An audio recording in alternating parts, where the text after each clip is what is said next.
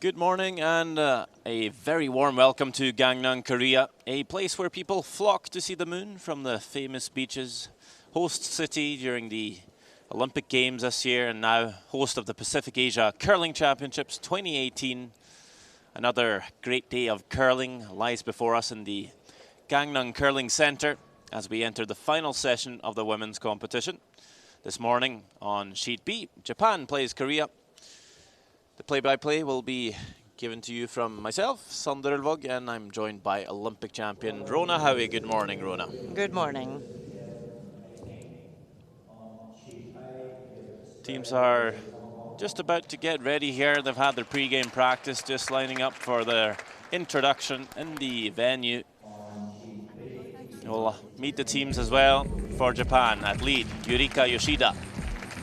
At second, Yumi Suzuki. Throwing the third stones for Team Japan is Shinami Yoshida.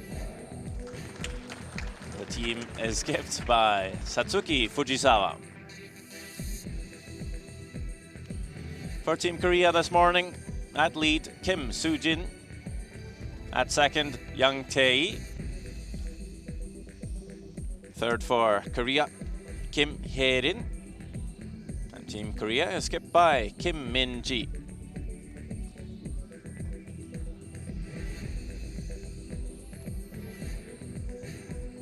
Get the niceties over with here before we step onto the ice for the real battle. Big game for both teams. Japan on top for now. China and Korea closely follow. Australia will sit at 2 and 3. They play Hong Kong at 1 and 4. Kazakhstan also with that one win. Qatar at 0 and 5. And that's the games this morning. Australia play Hong Kong. Basically, the winner there gets the 4th place spot. The winner of Japan-Korea will get the #1 seed coming into the playoffs. Kazakhstan and Qatar will also play on Sheet C. China, with the bye, they are done for the round robin. So big game for both teams here. As we see, Japan will throw the red stones, Korea the yellow. Japan with a better start as they have won the last stone advantage in the pre-game practice. That means Korea will throw the first stone here. Kim Soo-jin. Only curled 6 years. It's a very young Korean team. Broke through with a bronze medal at the World Junior Curling Championships in 2016. Wasn't able to copy a medal as they played 2 more World Juniors, but have now been able to win the Korean trials and win the right to represent Korea here in Gangneung. Yurika Yoshida plays lead for the famous Fujisawa rink. Silver medal at the World Championship, became fan favorites. And they're always a joy to watch.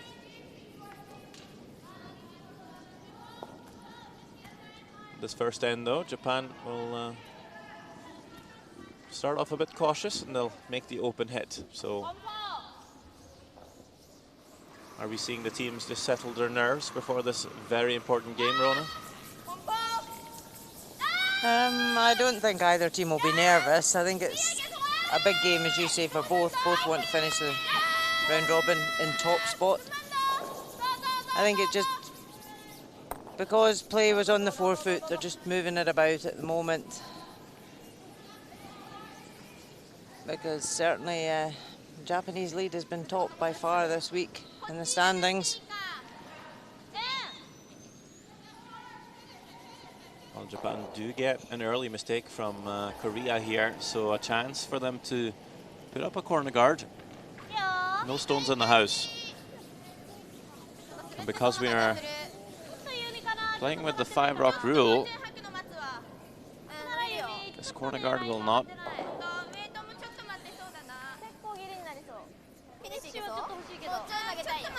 There won't be a chance for Korea to peel it if it sits outside the rings. And it will. So we're going to get some play anyway here. There you see the rules of play. That 5-rock rule that we've had this season.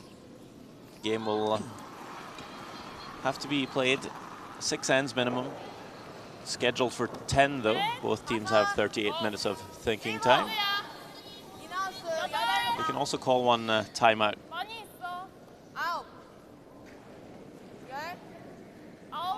So Korea not able to peel the gourd, not allowed to. So they'll counter with a center guard, but this one slipping into the rings.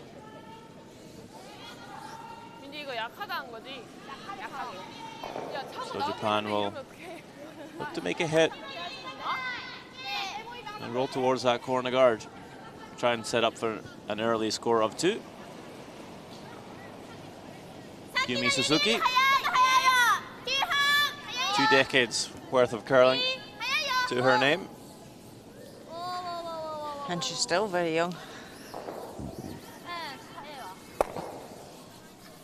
Well, if you do the math, 20 years ago, what year was that, Rona? 20 years ago, 1998. And what happened in 1998? Curling became an Olympic medal sport at the Winter Olympics. And what place? Nagano, Japan. Exactly. Yang Tae wasn't born when the Olympic Games were hosted in Japan. But I'm sure she'll have a dream of representing Korea at the Olympic Games in 4 years' time in Beijing. That is very much the goal for most of the teams in this competition.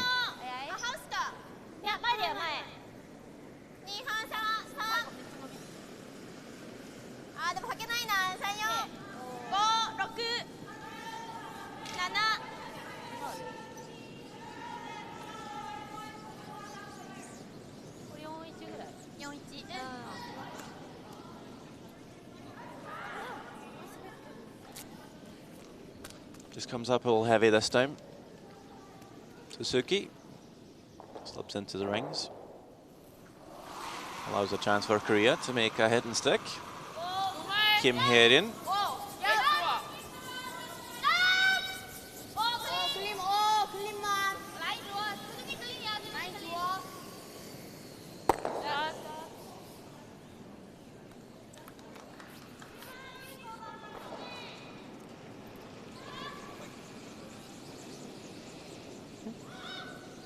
This Korean team are still got a couple of years in the juniors.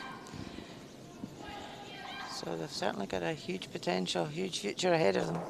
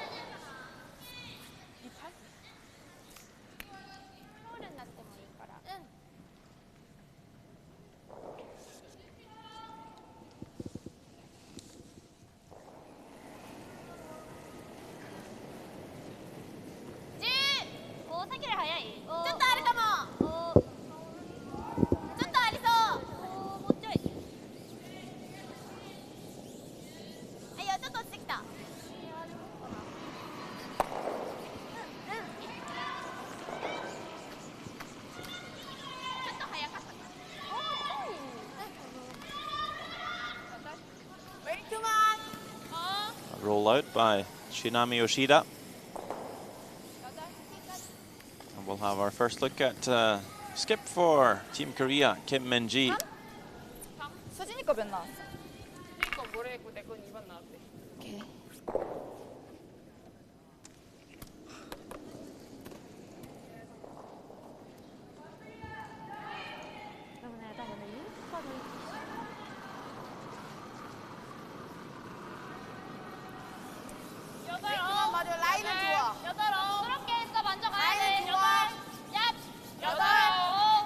Well, we might see these girls play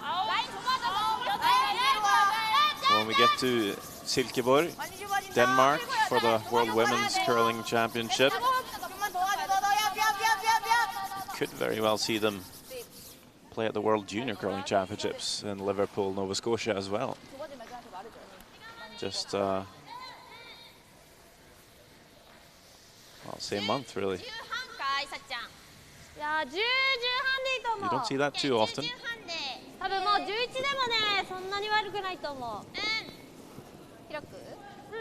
Depends if the federation will allow them to play both. They may have playoffs to play in their own country. Satsuki Fujisawa.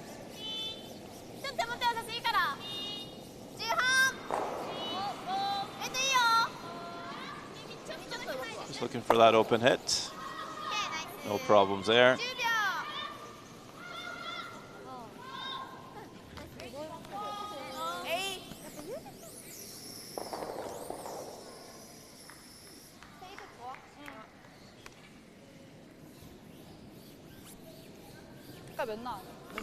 A bronze medal at the World Juniors in 2016. They're all in around 16, 17 years old. But then placed 4th the year after, 6th last season. But a good start this year. Edging out Kim Mun-jung, the silver winning team from the Olympics and the Korean trials. So it'll be interesting to follow this young foursome in the months coming. Yeah, they played in the first leg of the World Cup in China in September this year. Finished at 1 win, 5 losses, but of course played some of the best teams in the world. Yeah, big learning curve for this young junior team on the ladies' world stage. Great experience for them. Well, Fujisawa here skipped a couple of World Junior Championships herself. Didn't finish higher than 7th, but look at her now, one of the best teams in the world. As this is a blank for Team Japan. No score in this first end. Japan will retain advantage of the hammer. We got 9 more ends of curling here in the Gangneung Curling Center.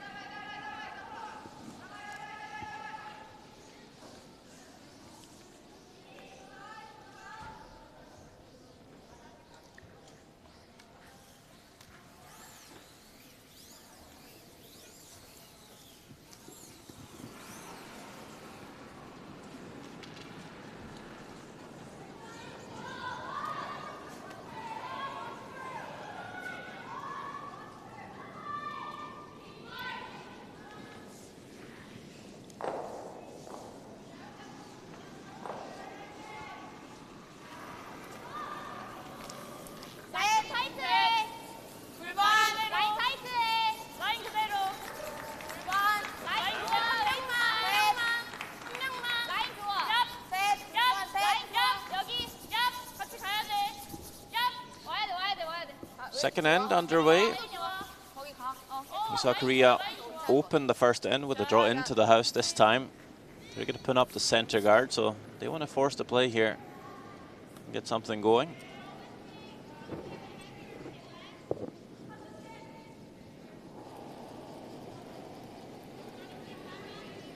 But if you're going to win the game, you either have to force your opponent to score a point and get that advantage of last stone, or try to steal. Can't keep blanking. Japan could have put up a corner guard here, but chosen to come round the centre.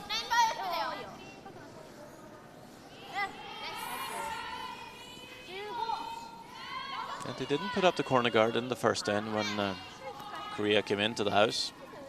So certainly Japan being not too aggressive so far. Could very easily score a few points though, coming around the center guard as well.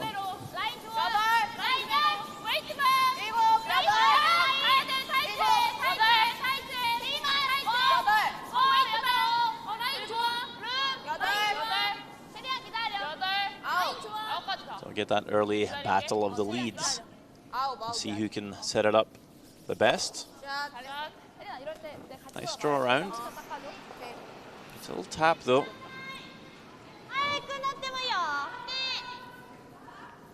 Might be possible for Yurika Yoshida to come down with similar weight and tap that yellow back.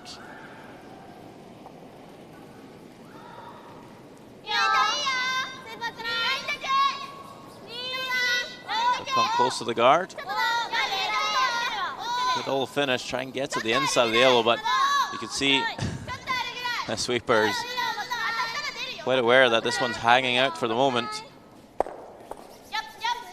So that's a pretty good shot there from Yoshida. Taps that back to that teal-colored 12-foot. Teal-colored? Teal. It's a nice color. The whole venue's wrapped in it. Looks very much the same as it did. It does. During the Olympic Games, just what, about 8 months ago. So I'm sure that's a nice feeling for the teams to come here and play. The Japanese team though, that's where they won, this is the venue they won their Olympic bronze in, so they'll be quite comfortable here.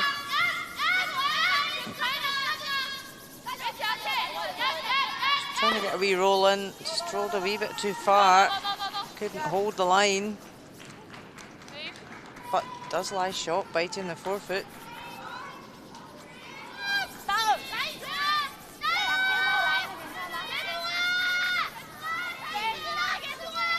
Sweeper's trying really hard to hold it.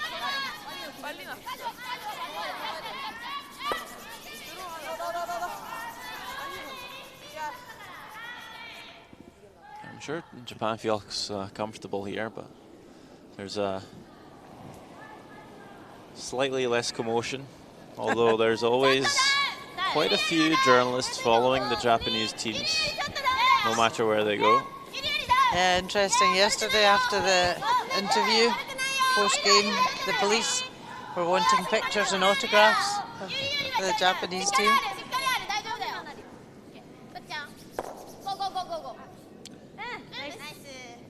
It would have been quite hectic for them during the Olympics.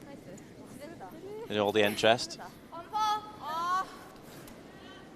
So it might be more comfortable being here. Little less hustle and bustle.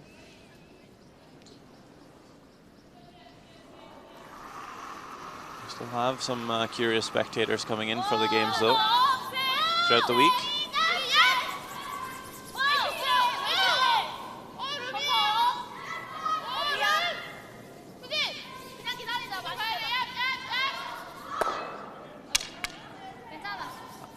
Hit and roll out there, a bit of an error from Korea. Advantage to Japan now. They can come round and lie too.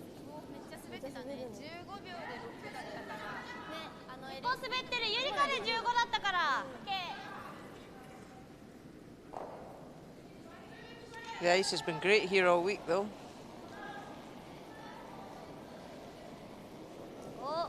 Players love the nice swing to get round behind cover.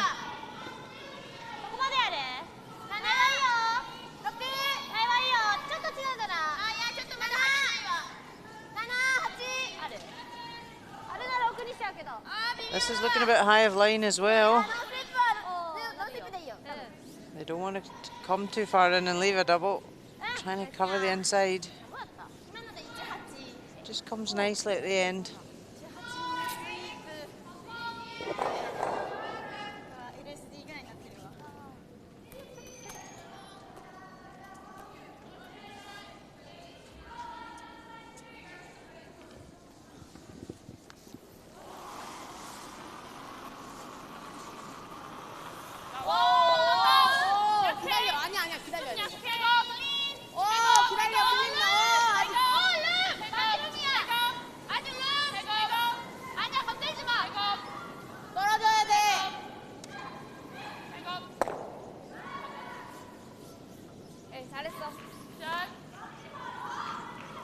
A nice tap back there from Korea. Leaves the shooter in play.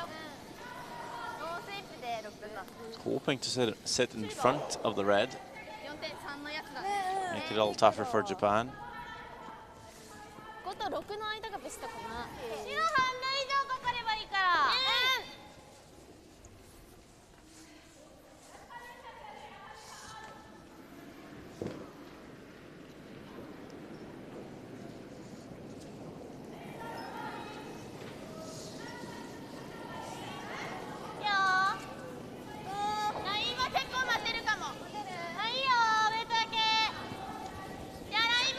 Shinami Yoshida just looking to come round top 4.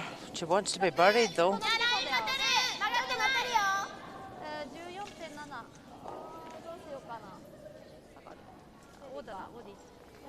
Needs it to stop. Comes down right to the top of the button as we look on over to sheet A. Australia plays Hong Kong, Tally Gill. Her last stone of the first end. Lots of rocks in play. Looks like Australia is lying one here. It's a draw for 2. Just a little bit wide for line. They were trying to change up the call, but ends up a little bit in between the 2 shots. Still 1 for Australia though. And they lead it 1-0. Korea's change up the call on our sheet. That rock slipping a little deeper from Japan, so trying to play a freeze here, come down to it, but this is pulling up short for the Koreans. Huge sweep to drag it as far as possible. That's just barely making it into the rings. Japan still lies 2. A real chance to put some pressure on Team Korea. Lee Sung-yeon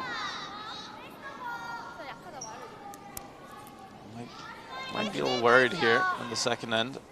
I'm a bit surprised they came down at just T-weight for that one. I thought they would have played like a tap back weight to try and just tap the red Japanese stone back. They were lying 2 against. Chance for Japan to throw the out turn this time. Try and sit right on top of their shot stone. So far hanging out there. Waiting for this one to settle down and grab on. Might end up coming all the way around. No. Just going to leave it. Pulls up almost in time. Unfortunately, it's just left a double takeout now for Korea.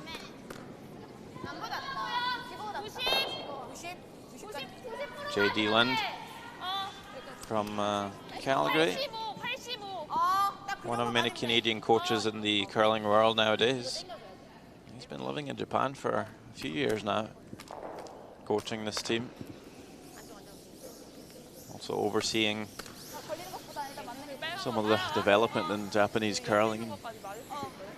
He's always here, or always at the championships with the Japanese teams. He's enjoyed good results so far.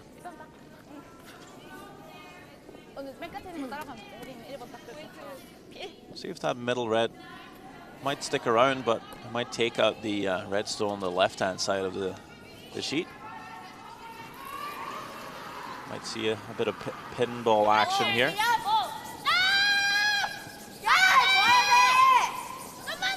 We'll see all 3 rocks moving.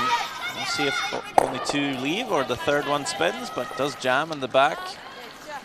That is still a very good shot.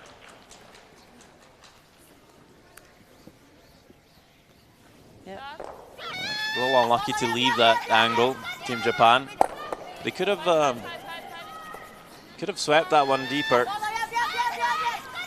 Ended up leaving it in the spot where that shot became possible for Korea. Yeah, they just left it in the worst spot possible, really, for them. But Korea had to play it, and they did. However, Japan can come round top 4 again. If they can bury around here with the stagger and the guard, it wouldn't be easy for Korea to remove it. No, still a very good chance for Japan to pick up a few points here. Important for Fujisawa to stay in front of the T-line. Good sweep from Suzuki. Sweeping for line here. Now Yoshida joining in as well. You need to get it past. That's really digging in towards that guard. Doesn't have too much weight either. You could see Yoshida was hesitating to join in. Really needed both sweepers' heads down there the whole way. In the end, it doesn't make its way into the 8-foot.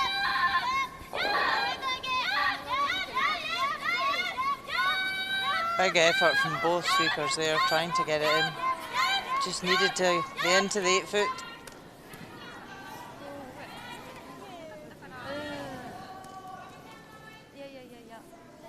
So a chance now for Korea just to kill this end for Japan. Force Japan to take their one. 차라리 이거 주는 게 나을 것 같아. 그냥 여기 앞에 하고. 더블 맞으면 3점. 이 각만 안 나오면 되는 거 아니야? 그냥 얘만 안 주는 게 좋을 것 같아. 미안. 이거 그냥 이거 주면 2점이잖아. 이거 더블 맞으면 3점만. 그냥 앞에 8만. 보여도 괜찮아. 많이 보이긴 한데. Discussing two options here. Either draw deep onto the back red. That's gonna for sure make sure that Japan only scores one. 거면 아예 붙이는 게 낫나? But it seems like the call is to come in top 4. Well aware that Japan will have the run back on that red stone just placed by Fujisawa. 아예 앞쪽에 있는 게 So 낫나? maybe just taking a bit of a risk here. 아니 T면 T까지 괜찮아. Yeah, because even coming back, freezing that back red, at least you're saying, well, okay, you take your one. I'm quite happy, but if they do leave it top 4 and leave that angle raised, they could lose a couple. Yeah, I'd be quite tempted to come a little bit deeper here. Yeah, she's got the backing. She comes up and sits on the red. You leave this top 4, it's quite a natural angle for Fujisawa to play that angled run for 2. We know she can do it. Waiting for this one to curl. Now dragging it. Trying to get this buried. And that's exactly where they tapped their brush. But doesn't want to leave a double either. Can Fujisawa see any of that for the double? I think maybe just enough here.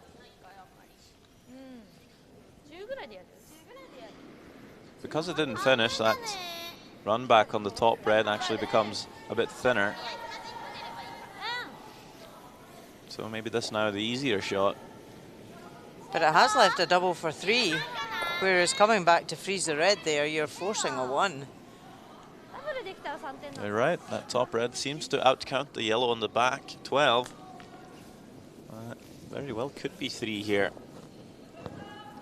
It's tight though. I don't think she'll be able to see a huge amount of that from the hack.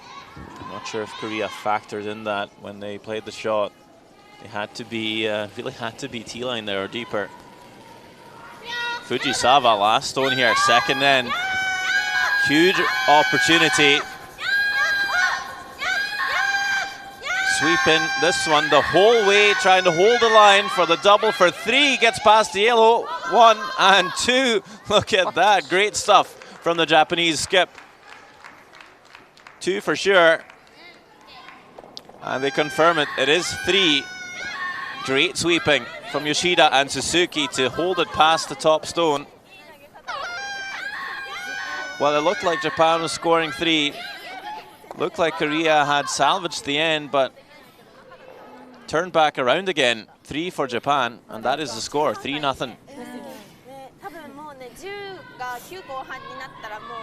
9秒台になったらね、もうね、出たとこにしか。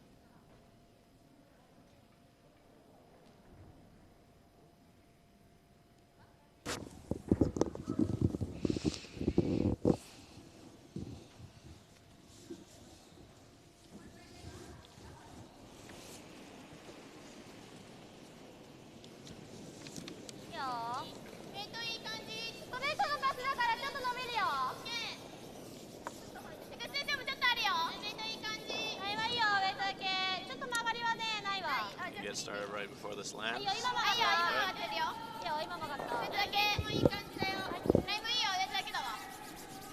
Team Japan with a score of 3 in the third end.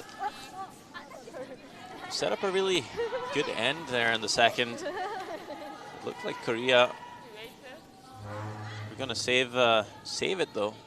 And definitely had the chance to get out of trouble. Didn't seem to take it on, and a slight miss as well. Left a shot for 3. So that may be some inexperience showing from a young side. Yeah, definitely. I think, you know, this Korean side, they are still juniors. The junior tactics do differ slightly from the women's game. But yeah, just probably a bit of, it's that stone placement awareness, isn't it? You know, and I think they were thinking, right, we can get round here, we've got cover, we can bury, we could go for a steal, but they weren't actually looking at the bigger picture of what you're leaving your opposition. If Korea had come right down and frozen the back when they were killing the end and saying to Japan, well, you have to draw for 1. So they probably didn't see that as a team. They were just thinking, get round, lie short, and put the pressure on. So it's just looking at that bigger picture, and as you say, it's probably just that lack of experience with this young junior team. What was strange to me is they acknowledged that the run back was there for 2. Still felt quite happy to put it there. And when they didn't curl enough, the awareness to not leave that double was not there either. They could have swept that deeper. And yeah, absolutely. the double's never on. But see, and that's Even where just a foot. none of the 4 of them had seen that. So I think, yeah, it's just a bit of, it's one of these shots that I would imagine in a debrief the coach is going to show the team and show them the options and make them aware of the stone placement in the head and where best to put the stone coming in. Yeah, because it's more about the call rather than the shot being missed, isn't it? Yeah, because absolutely she wasn't far away from exactly where she wanted to put it. But it was just the fact that they did leave a double takeout, you know, and coming right back and freezing the back would have killed the whole end. But that wasn't on their radar. So yeah, that's what they've got a coach for, and they're here to learn. They are a young team, and absolutely, after this game, you'll probably not see them make that same mistake again.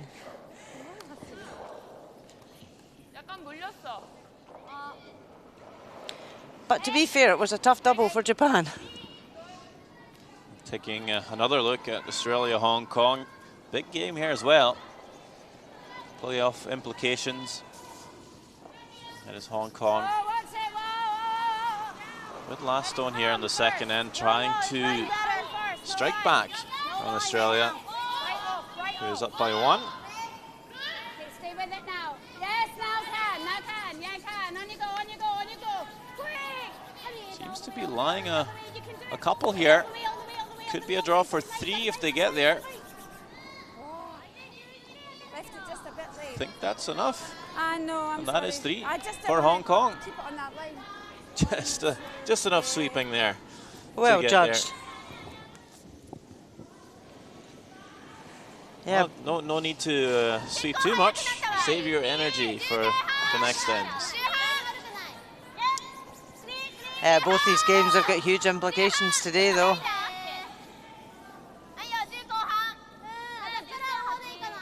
The winner of our featured game does get top ranking spot, which makes a difference going into the semi-finals. And then Hong Kong versus Australia. Australia are 1 win ahead of Hong Kong right now.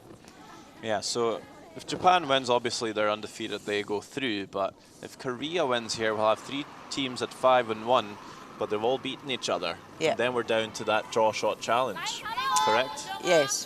So for every pre-game practice, there's 2 draw shots for every team. So that's added up throughout the week, and the 2 worst scores are eliminated. But right now, after the round robin, Korea are top of that draw shot challenge. So out of those 3 teams, that would put Korea top. So there's no way China can go through top. China are definitely not in that running. Korea or Japan can go top depending on this result. I believe there's a similar situation for the other teams for the 4th spot. If Kazakhstan wins over Qatar this morning and Hong Kong beats Australia, we'll have a 3-way tie there as well. And they've all beaten each other, but Hong Kong has a far better draw shot challenge, so they would go through. Yes. But of course, if Australia wins, they'll have more wins and they'll finish 4th. I believe Kazakhstan won't have an opportunity to come through. Just my unofficial read of the situation, but it seems to be the case. Yep. No, you're quite right, and that's where the draw shot challenge is so important. You know, you're playing it before every game to determine who has the hammer for that game, but it's also really important come the end of the week when rankings can't be determined on head-to-heads, and it does go to your draw shot. And no tiebreaker games, so it's an important draw shot challenge.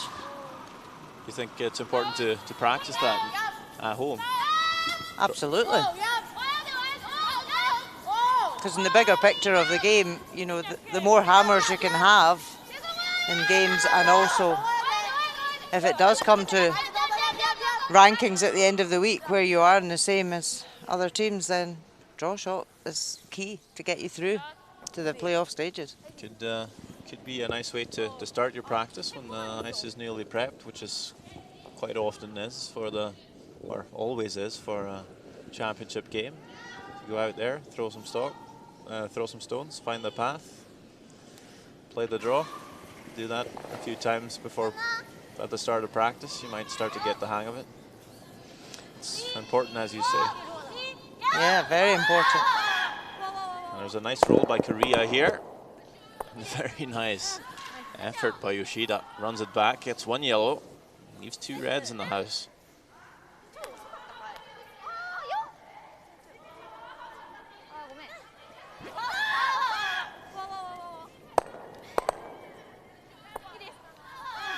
Great result. Does still leave the corner guard though that Korea can use, but everything's now in the centre of the house.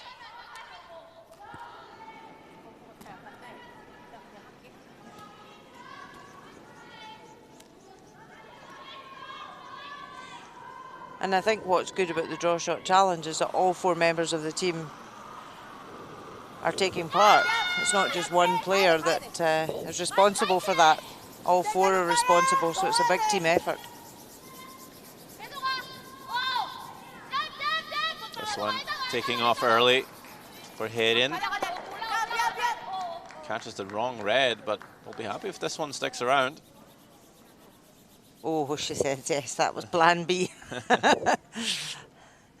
She knows she got away with it.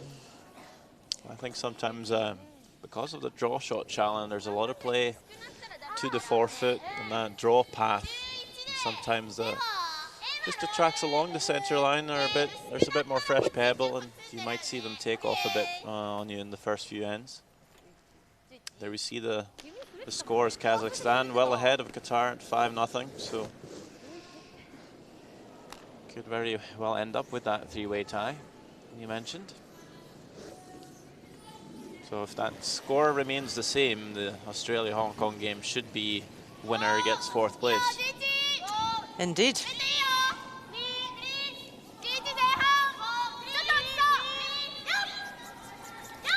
Yeah, because in years gone by, you could say, well, the winner of Australia-Hong Kong, you know, if Hong Kong beat Australia, they're level, so it'll be a tie-break against them again. But now they know before they go on the ice, they know their draw shot rankings, they know exactly what they have to do to qualify. Nice play by Japan here. Nice little hit and roll over. No double for Korea.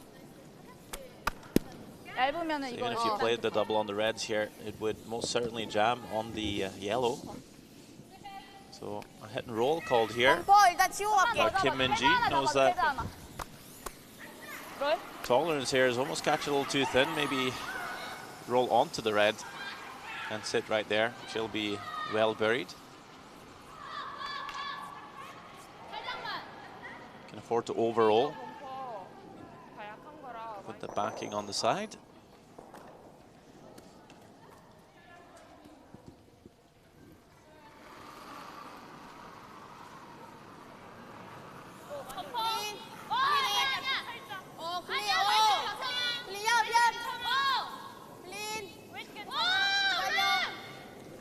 She's on the right side of it anyway.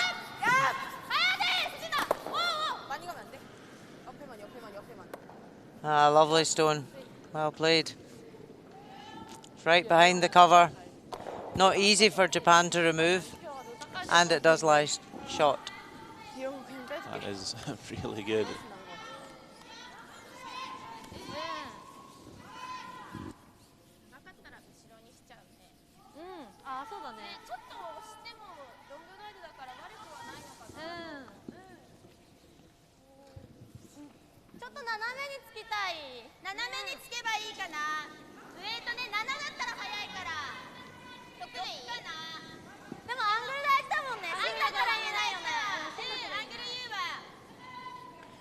The communication in this Japanese quartet is fantastic.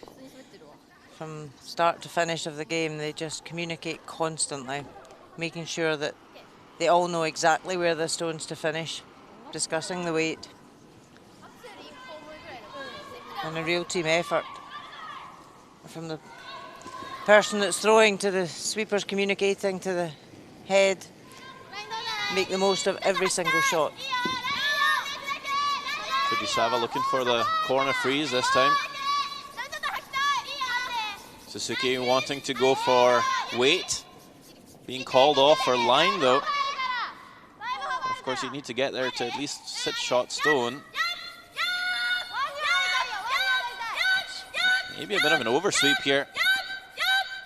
Yeah, it wasn't coming as much as they'd thought there at the end, so they made the most of the shot, tried to take it past it and round. Well, if it stops a foot and a half shorter, it's pretty good. Maybe Suzuki just a little bit too eager to sweep. Line wasn't all that bad.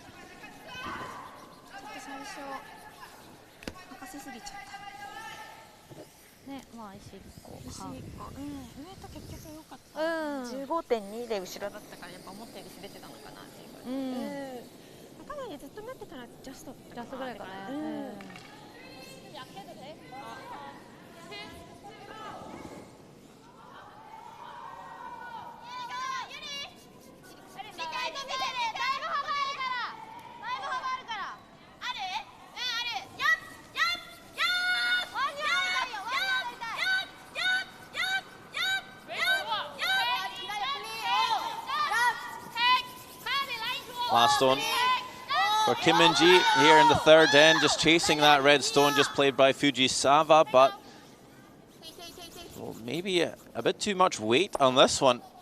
Gets the red, but not going to stick around. Slight overthrow, I think, there from Kim Min-ji. That's only going to be a 1. So Japan still in the lead. Now 3 points, 2-1 after 3 ends of play here in Gangneung. 라인 좋아. 좀 올린 것 같긴 한데. 살짝. 약하다 그래서 수번에. 약하다지 않았어? 나 약하다 한 번도 안 했어. 안 했어? 그래? 나도 약하다. 한 번도. 그지 그지.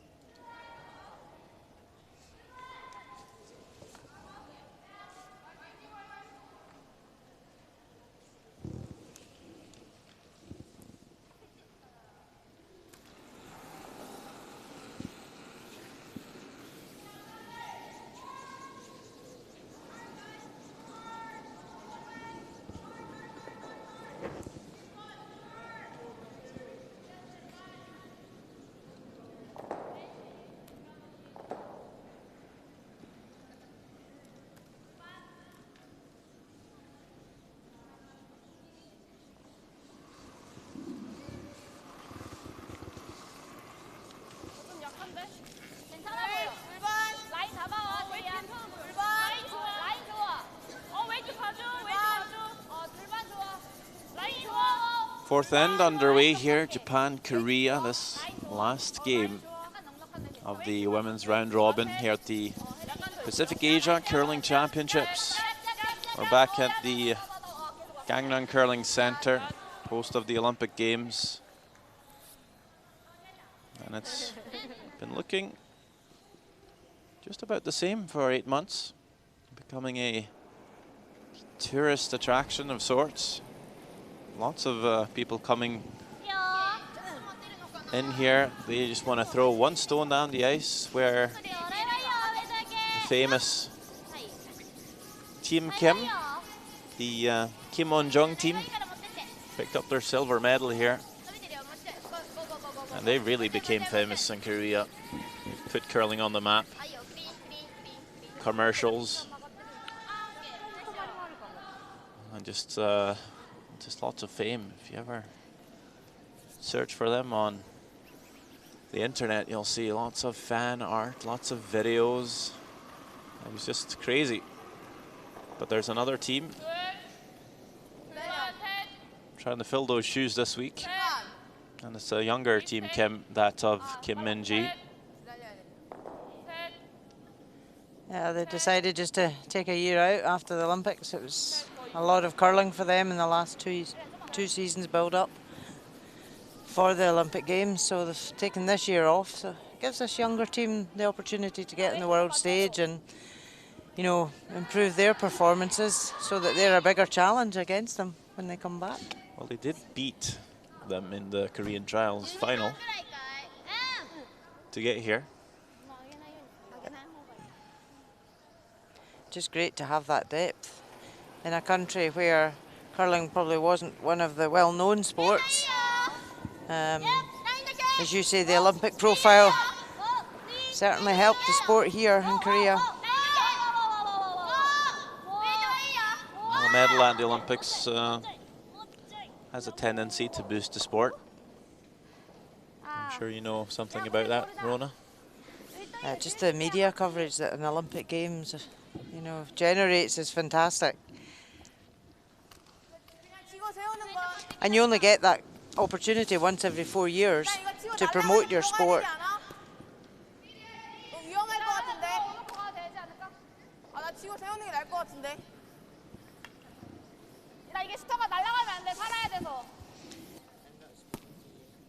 Well, there's certainly a big craze back home in Norway when Paul Thurston won the gold in 02, and then again with the colourful pants of Team Ursud in Vancouver.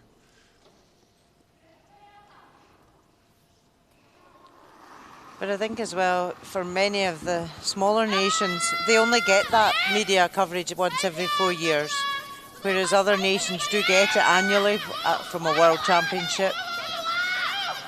So that there's a big difference to what TV can do for a sport in a country. Certainly that once every 4 years is a massive opportunity for several of the smaller nations to get that exposure. If you ever go to Canada, it's a whole different world in terms of curling. There's a club in every small town. There's curling on TV.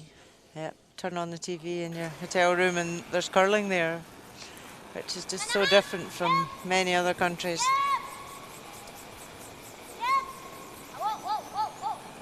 Big weight here to try and open it up. Was hoping to roll the shooter even further away, but that's still a pretty good result for Suzuki.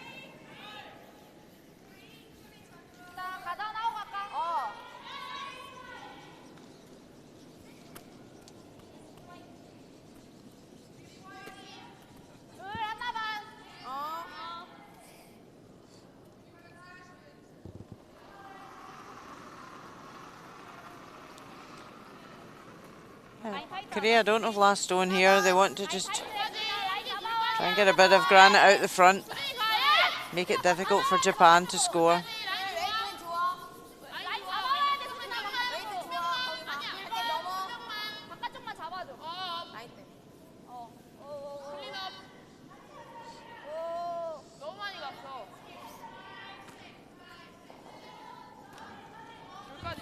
We're back to sheet A, Australia, Hong Kong. Again, lots of stones in play. Quite an aggressive game, even though it's an important one. Team's fearless out there. Tally Gill with a draw. Needing to find the button here for one. Just looking a bit hot coming in. Almost a slight redirect there. Yeah, they could have caught it thin to get a wee redirect. I think it actually might have touched, but not enough to get there. So that is one for Hong Kong, a steal and a 3-1 lead. Still a long way to go on that one though. Still a long way to go here. Yeah, a bit of an error there from Japan. It was one of these ones trying to take the one in the house or clear the guard. And they were a bit in between, did neither. So they've left cover for Korea to use. 쉽게 나오긴 해. 가드. 첫 번째 자 가드 하고 두 번째 때 들어오자. 에리나 하나 반. 진짜 약한 말이지. Korea will be looking to come around again.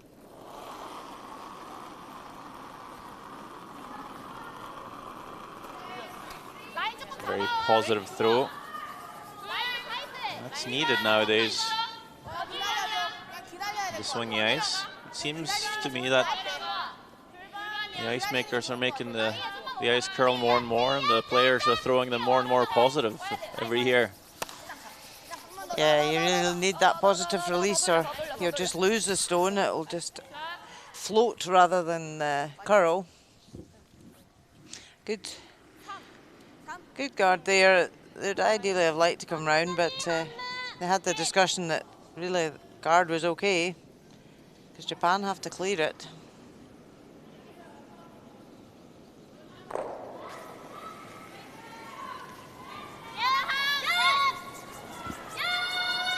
Yoshida could lift the yellow and the red here. Oh, just misses it.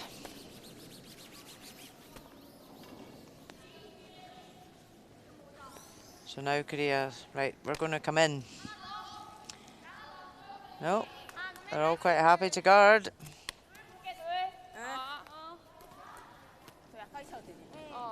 괜찮아 웨이트 에리나.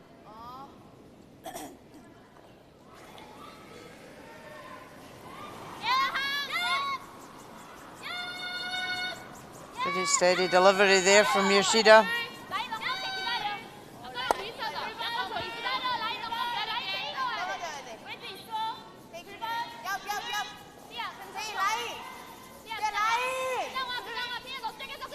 Just want to replace this guard.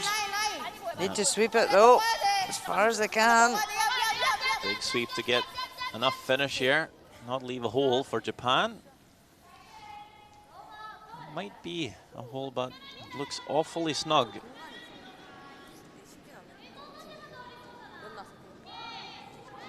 Not sure if Japan will take it on, although you could go for it and Tolerance being rip the guard.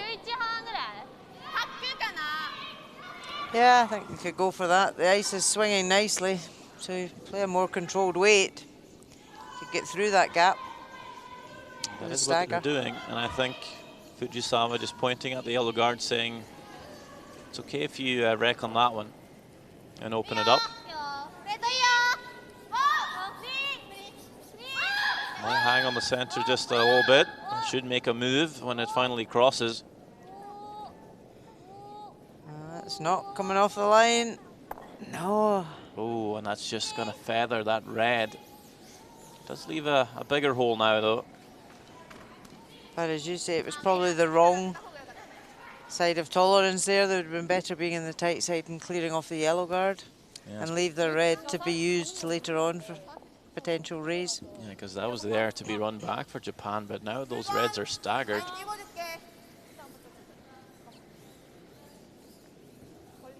And it is pretty close to the edge of the button, so quite difficult to outdraw for Japan.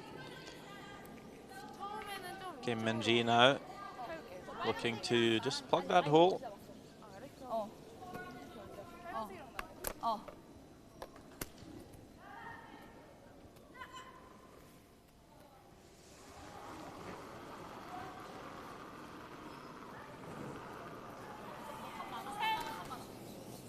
73% for the week.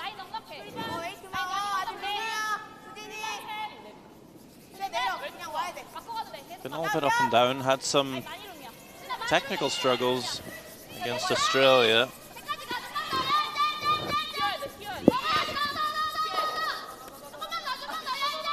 She's found a good spot for the guard here.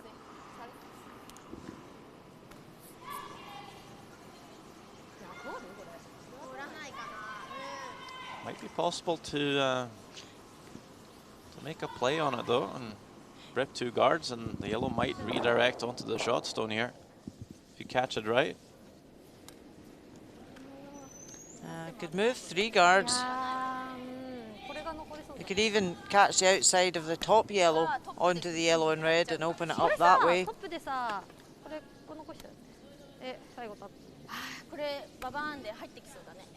Yeah, looking at it here. Play that. The yellow might spin down, catch the shot stone.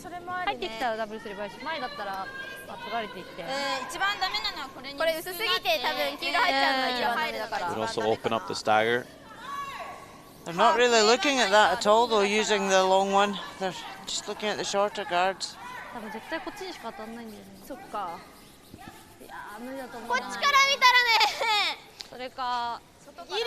Asking up the ice to see how much they can see through the gap.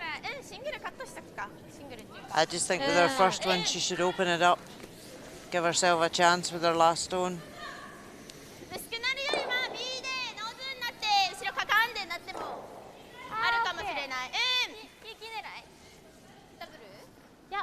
I like this call.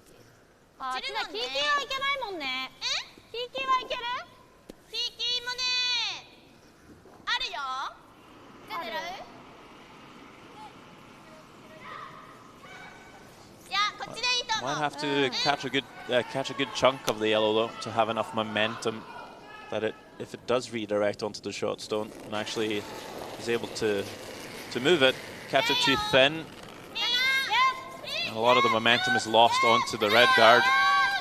We'll see what happens here. 1-2. This just spins over the top. But does remove 2 guards. Opens it up a bit.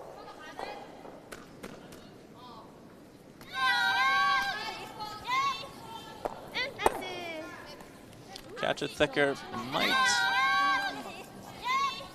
spin a little closer to the center line, but not sure if it's there. Worth the go, and like you said, it does open it up, and if anything, that red stone now, the guard would be there to be running.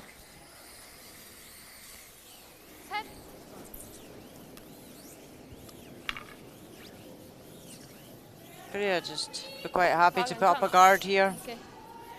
Don't want to be greedy and come into the rings and maybe leave a double.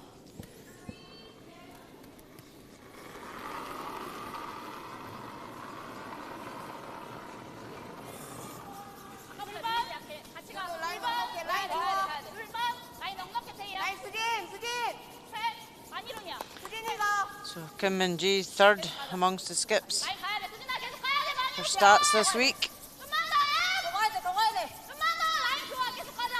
Needs to move this across the line. Looks pretty good here. Yeah, perfect. Now, Fujisawa, do you play the draw around everything, or do you try and run the red in? I think run the red in will be her call. Yeah, because you might even get a blank from this. Run it, catch the yellow, blank the end. That would have been pretty great.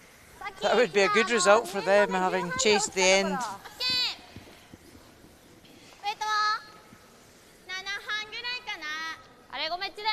Not an easy shot though.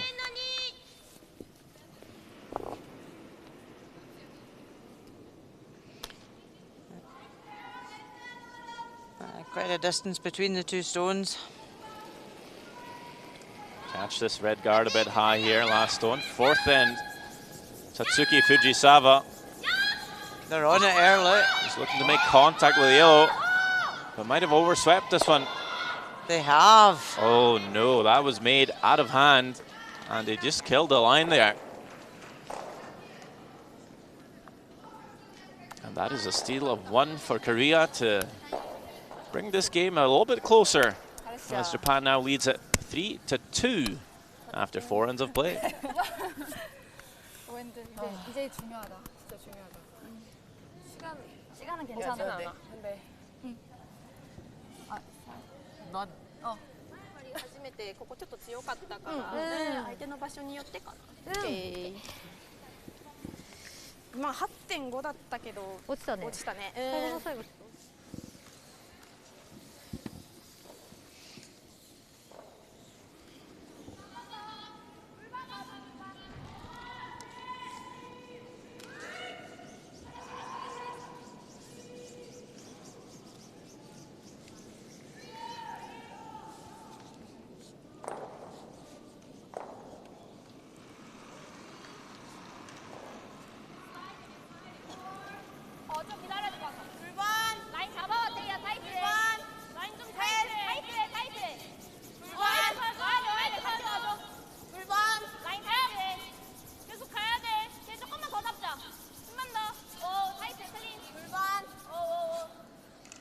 Korea will get us started here in the 5th end, stealing 1 in the 4th. Played a good end. Kept guarding their shot all the way through, and it was left there to the very end for a point. So 1 more end to go here before halftime. Korea would love to steal another here and tie the game up at the halfway point. Japan surely out to get a few points back. Well, you just wonder if Japan want to blank this end. Yeah, I'm seeing that now as they're drawing the wing. They didn't ask for the corner guard. They want it in the house.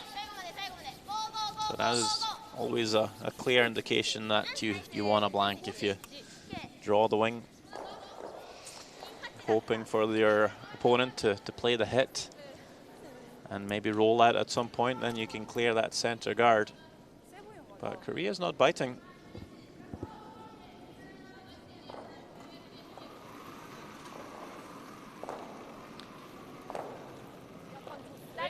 Japan, you know, they've still got that 1-up advantage in the scoreboard. They could go for their 2 here, go into the halftime, break 3 up. But they may have decided tactically they want to score at the even end. But of course, when you draw the wing, that is a point stone. Could score 2 with that, but Korea has grouped their center guards here. That is not ideal. Fujisawa knows that it'll be quite easy to clear those guards later on, but for now, they sit in the free guard zone. Asking her lead to come around everything here. Eureka Yoshida has been outstanding this week. Statistically, the best lead on the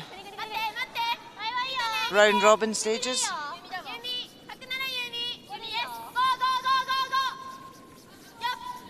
They want to try and bury this, right? Good shot there. So Korea can't ignore the ones in the head anymore. They need to now remove the one in the wing and try and roll across.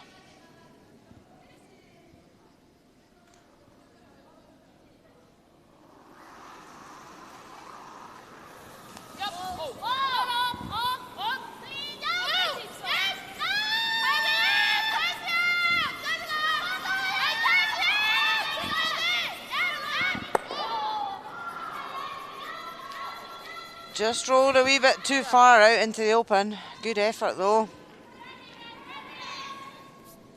So now Japan in a good position to keep lying 2 in the head. Swept this hard the whole way. Just over curled, wanted to keep it right there. Just pops out into the open.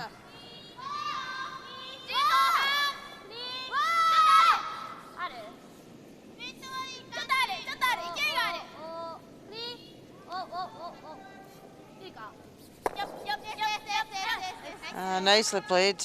Japan lie 2.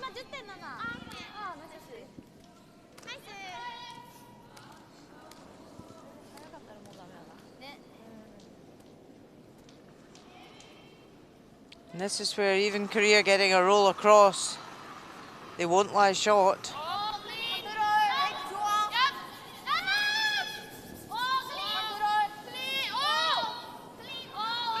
Well, even if you nose hit here for Korea, you might build up a little higher in the house. You might get a chance at roll on the next one here. If Japan now plays the nose, yes, then you can make that hit and roll. As we take another look at Australia, Hong Kong.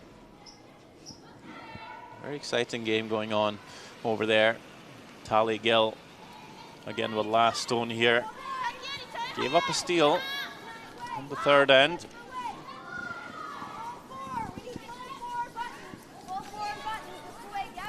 Big sweep. Came up all heavy on the draw in the previous end. This time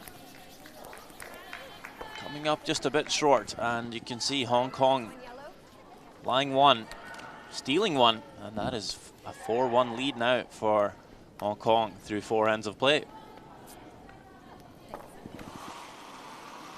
So Japan does nose. So this is the chance now for Korea to make the roll in behind cover, but head in, just a little inside out here, pops that wide, and that is just not coming back. Rolls out.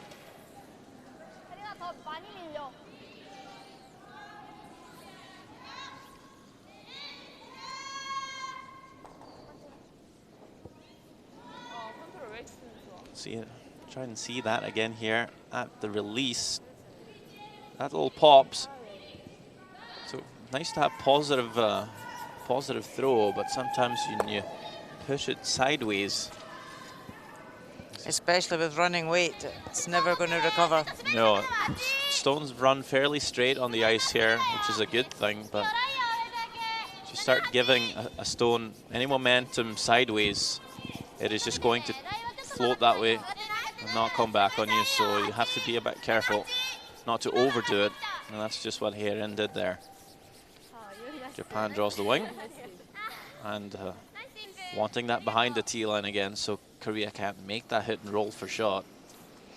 And this is now where Korea, because their centre guards are staggered, it doesn't help them. If they had been open, they could have raised them in. 괜찮아? 아니 어려울 것 같아. 좀 길긴 해. I think Kim Min-ji realizing that starting to run out of time here to build to get that roll. So considering making a play on the shot stone. 지금 이거 롤이 안 되면 어차피 똑같아. 그냥 돌려보자. 어려우면 이거 치고 롤 해도 돼. 아, 이거 치고 롤 하자. 그래. 이거 안 나갈 것 같아. 치고 롤. 얼른 Quite tough 빨리 though. 할게. 그냥 노말 컨트롤. And that's where stone placement was so important there for Japan, that they didn't leave an easier hit and roll. 노말이야? 슈터가 살아야 돼. 노말 안 나온 거지? 세이까지 괜찮아. 아, 제발.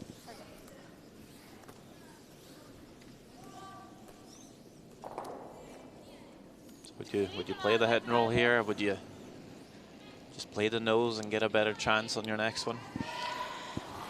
It's a difficult one because they could ignore both these and draw right round. You know, they've got their staggered guards up, but at this stage in the game, they don't want to lose a big end. So I think the nose hit here and hope.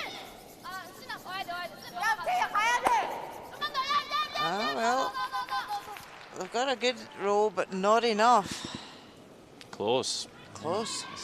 Just a sliver thinner there. She probably makes the roll and sits shot stone just hanging on the back four.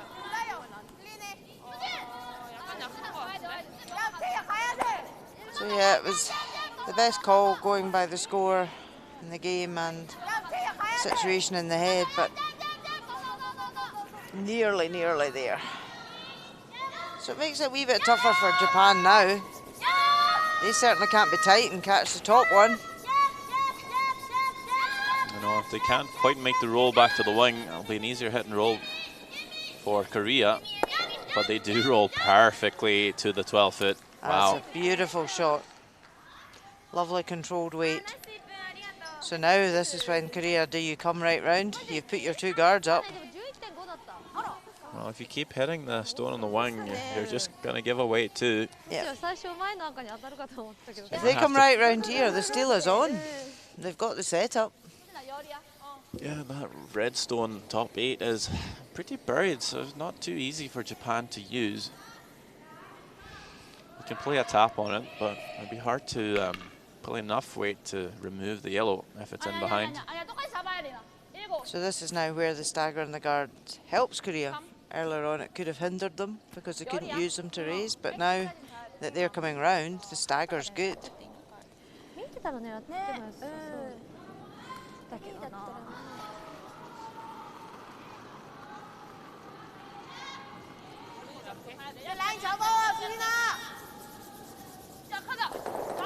Sweepers on it early.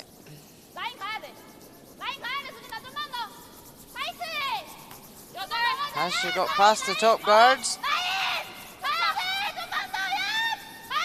Oh, yes. Just past, and now how deep do they go? Past the red as well. Look at this. Fantastic shot. Very, very good sweep. And Fujisawa not hesitating. She doesn't want to play around. Just rip those guards, open it up.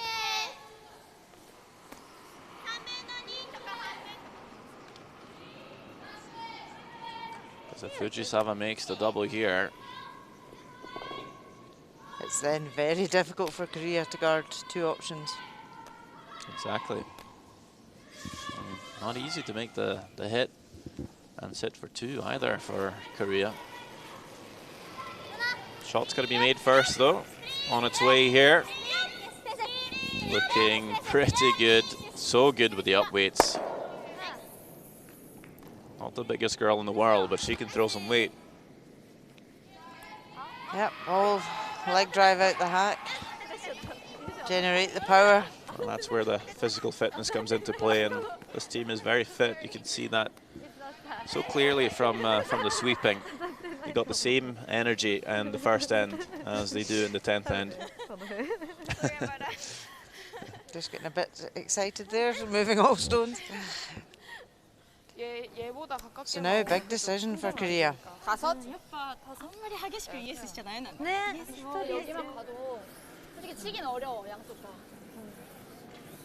여기 아니면 아예 웨이트 조음을 확실하게 딱 붙여줘. 딱까지는 안 되겠다. 여기가 좋을 것 같아. 5. 또 이것만 날릴 수도 있으니까. 그러니까 5. 5이 좋을 것 그냥 같아. 이렇게는 어려운가? 나도 이거 생각했는데 괜히 이거 치고 오는 것도 괜찮을 것 같긴 하거든. 나봐. 아니 너 보면서 이거? 이거? So talking about half checking the red or then going for the double on the reds 라인만 일단 가리자. or put out a guard. So that's the kind of 3 options they're looking at. 시간? 일단 넷. 넷 보고 Is it 웬만하면 많이 corner freezing the red they're going for? Yep, that's the final call. 만약에 라인이 룸이야. 그럼 Oh no, 최대한 가는 maybe 게 going a 좋아. wee bit shorter. Corner freezing the red would be absolutely perfect. 너도 많이 이루면 But 너무 you have good line and leave it a foot short. It's Yeah. still doing the job. 몇 나왔어 아까? Just to leave it 3. any shorter, 아니다, then 2번. 나 2번. there's such a good curl on the ice that Japan could come round in the intern and tap the red onto yellow. Yeah, you throw a long enough guard and Japan might be able to access the yellow either way. So 웨이트 좋아. 라인 좋아. 넷만. just need perfect line here, 웨이트 좋아. but bring it 라인 좋아. tight. 라인 좋아. 라인 넉넉해. Try and get an overlap on that red stone. 라인 계속 와야 돼. Starting to 약해. 계속 가. 라인 한 번 더. really move over here. Need to hold a line. It's gonna over curl. Still makes it Still difficult for tricky. Japan. You can't see much of that yellow from the hack. ウェイト落としていいのか 11? 11? 12よりでも And if she catches it really thin, it's going to go over and jam on the red in the wing. フィールでいいなら11でやるし、残したいならハック気味でやるし。でも、いいかもね。で、こっちでワンツー作ってもいいもんね。これができなくても。それできなくてもいいと思 Could う。 maybe play the run on the yellow, the double, roll the shooter onto the rings. ゆりかのウィッグみたいなウェイトのちょっとあるバージョン。Be tempting as well. Could even be for 3. スイープでは落とせるから。Yeah, I think バックラインハックぐらい。 Just knowing how well she throws the up weights. yeah, the raised certainly looks the easier shot, I would say, to get a result. Yeah, even just to score one, just quite a bit of a margin to at least hit the red, and that's almost always going on to the yellow shot stone. The only benefit here is well, she's playing quite a down weight at it. Last stone, fifth end.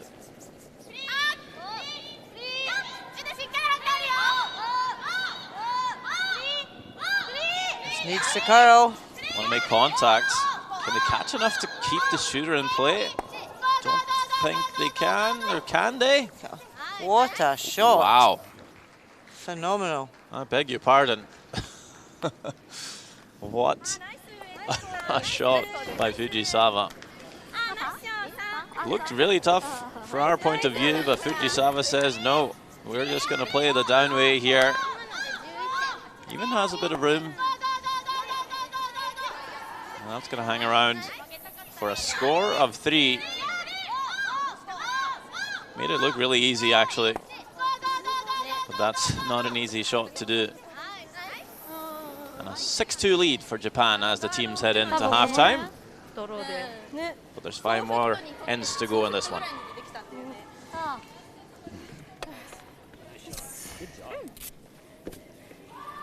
お腹すいた。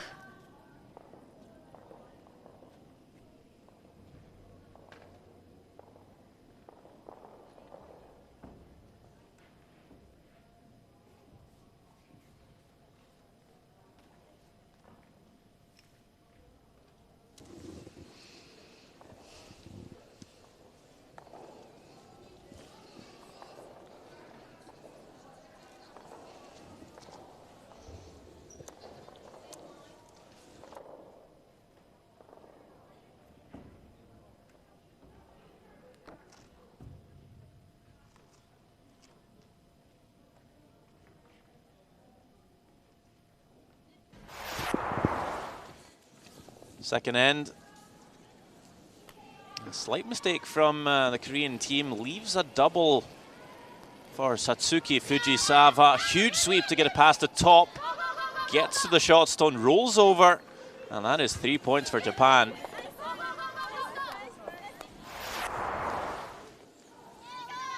In the third end, a chance for Kim Min-ji to strike back, down 3, looking to score 2, but overthrows it, just enough for 1. In the fourth end, Korea with a good job of guarding a shot stone pretty much the whole end. Fujisawa looking for the run back, but they oversweep it and runs it right past. A steal of 1 for Korea. Closing up the scoreline a bit. And Japan scoring 3 though in the fifth end makes it an uphill struggle for Korea, but they have some time. 5 more ends left in this one, and we take a look around elsewhere in the Gangneung Curling Center. Kazakhstan very much in control on Qatar, 9-1, while Hong Kong is up 4-1 as they now play the fifth end.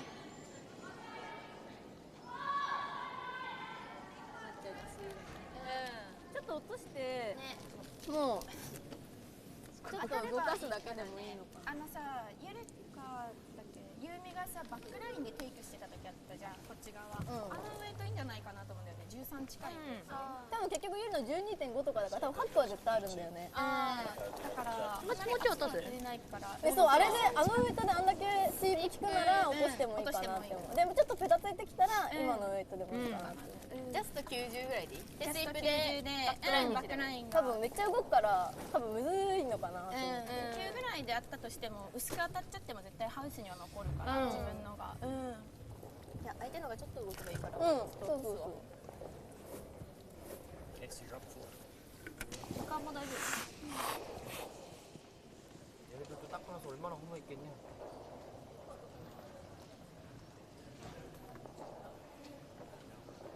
이 폭발력이 없어. 콜이 폭발력이.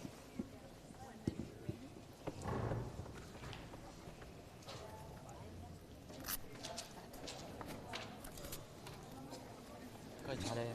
네. 6대2니까 10엔드까지 딱 1점까지 따라붙어. 네. 알았지? 네. 정신 차려 넌. 네.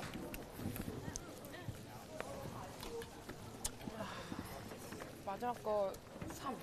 이거 진짜 그게 없어. 난 그냥 라인만 봤어. 웨이트랑. 그러니까. Taking a look at some of the stats here, you can see the team's very level for percentages. Korea hasn't played badly at all. It's just been one slight mistake in that second end, gave a chance for 3, and they pretty much made all their shots in the 5th end. Just very, very slight mistakes, and it's been penalized by Japan quite thoroughly, and that is why this is a 6-2 game. But Korea should hang in there. They're playing pretty well. Good chance to turn this one around yet.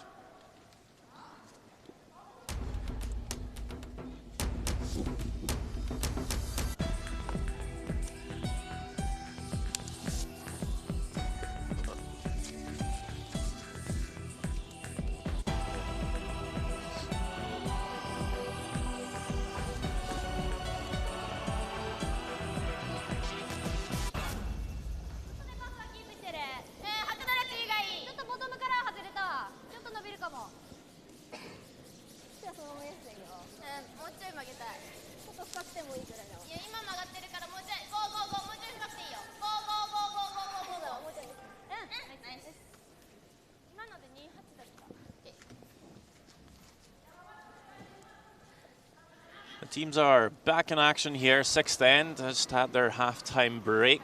Pacific Asia Curling Championships 2018. That is the last session of the women's competition. Huge playoff implications for the teams, of course. Japan and Korea, they will make it through the semi-finals, but it's all about what semi-final they'll be in. And both teams looking to get that #1 spot. They get to play the 4th seeded team. They get a few advantages like choice of hammer as well, last on advantage. And when you play a semi-final at a competition of this level, last on advantage really can make or break a game for you. It's been a pretty well played game so far, I'd say, Rona. Yeah, both teams are playing well. Just 2 great shots from Japan to score 3s at the 2nd end and the 5th end. It really came out of nothing. You know, that 2nd end, Korea could have killed the end by a freeze in the back stone, and a guard 2 inches the other way at the last end would have been a different game again. So it's back to stone placement and millimetres that makes the difference in this game. But 2 very well executed shots by Fujisawa that created the 3s.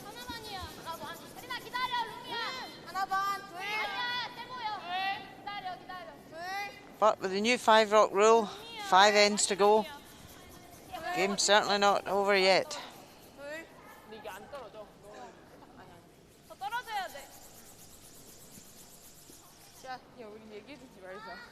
Taking a look at the standings again, you see, as mentioned earlier in the broadcast, if Japan wins, of course they are through as the #1 seed.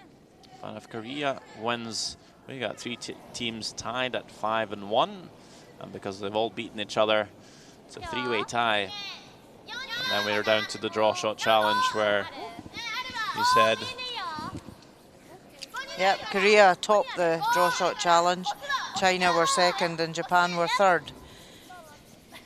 So that would be the rank, basically. That would be the ranking. So China would go in that 2nd place. But yeah, so it's fairly straightforward, which is quite easy. If Japan win this game, they go top. If Korea win this game, they go top.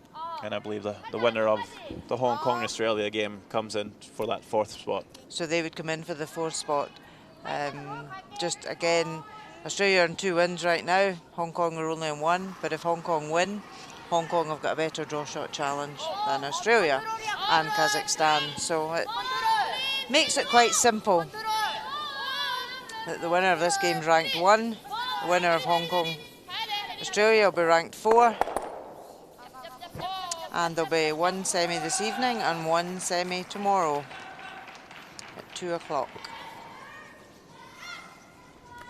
Korea shuffled the red stones around a bit here and actually punches that red on the right of the screen in behind the corner guards. That could be quite helpful for them. If they ever play a draw around the corner now, there's got some backing. So something set up here, even though their yellow stone in the house will be swiftly removed from Yumi Suzuki, playing really well, 93% so far in the game. Along with the Korean lead, Kim Soo-jin. They're the players with the highest percentages out there this morning.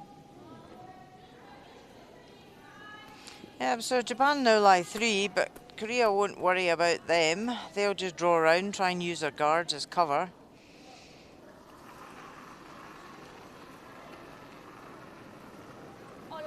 Yeah, we see some teams throw 2 corner guards. Some teams throw double corners on the one side. And I'm thinking the approach here is just because of the swing in the ice. 1 guard is almost not enough to provide enough cover for your shot stones. And second of all, you keep one side open always to get in there for a score if it doesn't work out. And I have seen some teams employ that, not only just this week, but elsewhere in the world. Yeah, definitely. And when you've got good swinging ice, as you say, 1 guard, you come round it, you could poke out the other side, and it's not enough. You need that second cover.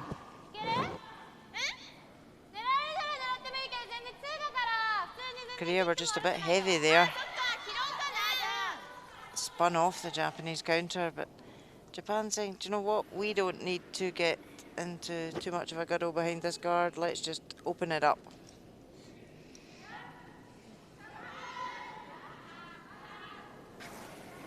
Yeah, because even if you come after that Yellowstone in the house, Korea just gets another chance to bury an even better one. Yeah. So yeah. Take away the guard. That yellow's not even in shot position at the moment, so Korea would have to make a play on that red on the left at some point to bring it into play. 5th end, Australia, Hong Kong. Again, lots of rocks in play here.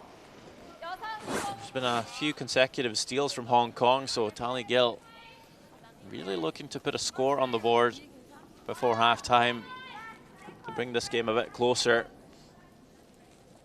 A little heavy. The first steal came up a bit short when Hong Kong got their second steal, but now again, a little heavy, and that's the 3rd steal in a row for Hong Kong as they lead it 5-1. So slowly but steadily running away with that game, Hong Kong, and potentially the spot in the playoffs.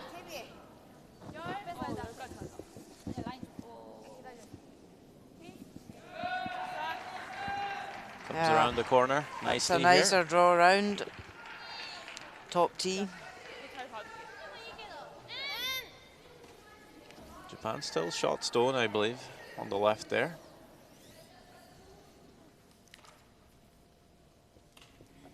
Yeah, they could follow that down and just nudge it back a fraction and lie 2, spread across the head. Quite tempting to remove a yellow 2, though. Yes. Yeah, they are 4 up in the game. They don't need to be too clever here.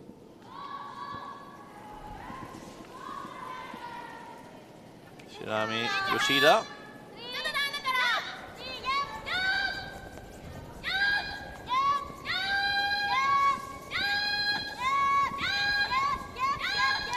Big sweep again.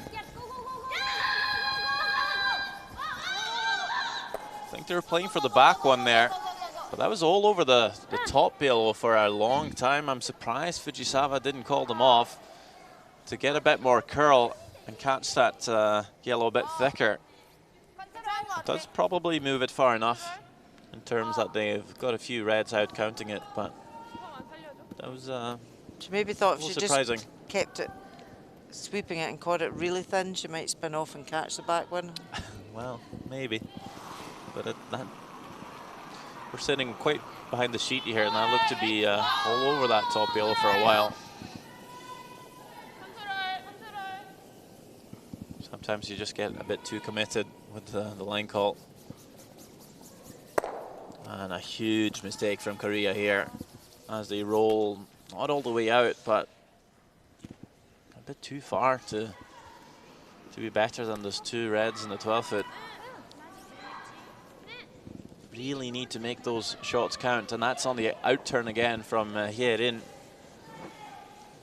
Had a look at her throw earlier in the game where she has a tendency to pop those a bit too much. So either you need to ice for that, take less ice, or she's just going to have to soften up that release a bit, or even soften up the weight. There's 3 ways to do it, really. And Japan gets a second crack at this Yellowstone on the back of the house. Fujisawa's been so solid through 5 ends.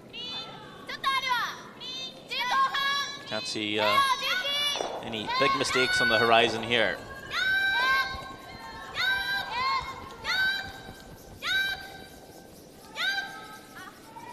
Just hoping to roll a bit further towards the center line, not to leave a big pocket, but she didn't roll underneath the corner, at least. Yep, Fujisawa got to the final here at the Pacific Asian Championships last year and finished second, so would like to do one better this year, finish in top spot. But just getting to the final guarantees those two teams of a place at the World Championships in Denmark in March.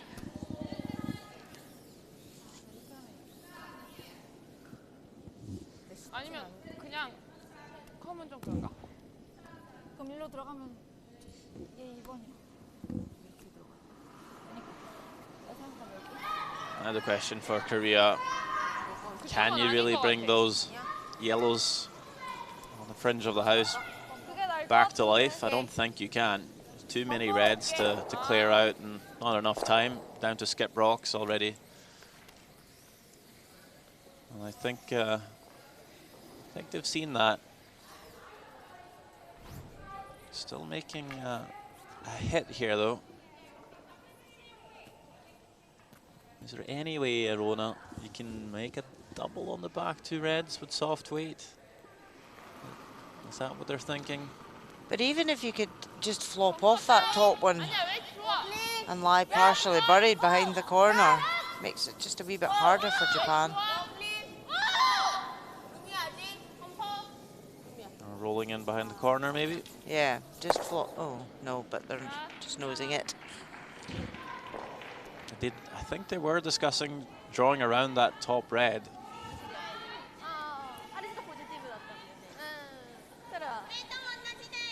And that's always an issue for me, is when you're down to skip rocks and you know you have to make a skip's deuce, and you need cover. What's the easiest way to find cover? Usually with a draw, than a hit and roll. And especially when it's back tee. So you've got cover. They could actually even have drawn around the top red Japanese stone that's in the 12-foot, draw around to the 4-foot. And okay, Japan have then got a raise, but it's a harder shot. That's what I mean. And there's a good chance you're playing that draw anyway in your last one. So if anything, you find the line and wait for it. Working this one hard. A little bit of panic, but oh. good enough. Rolls out. Well, there is a slash double for 2, but that is very, very hard to do. As we see the Korean men's team looking on. Kim So-hyuk looking a little worried there.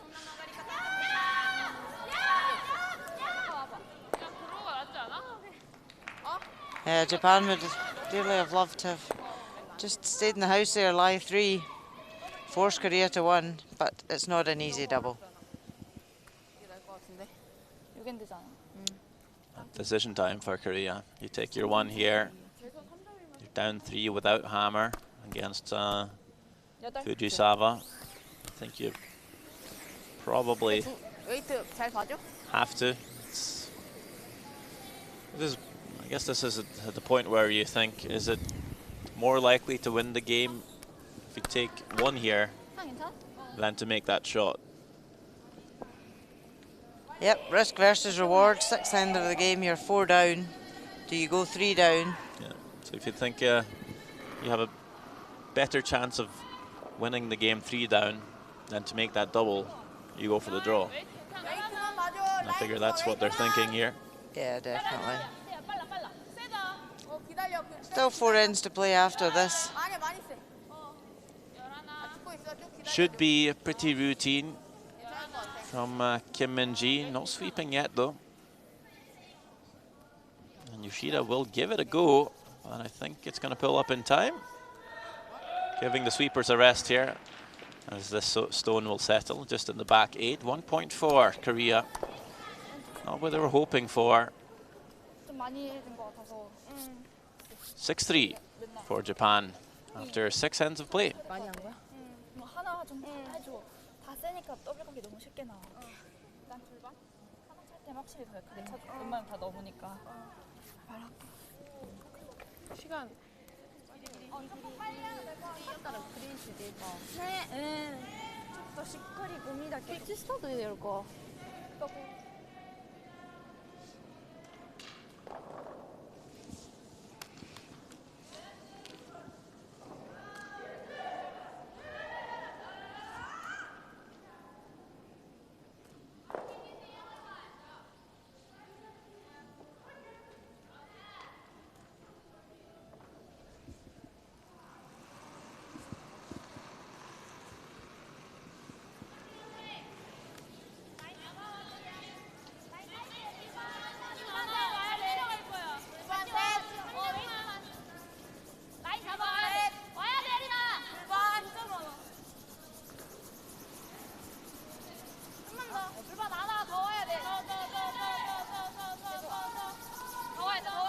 Center guard from Korea here in the 7th end.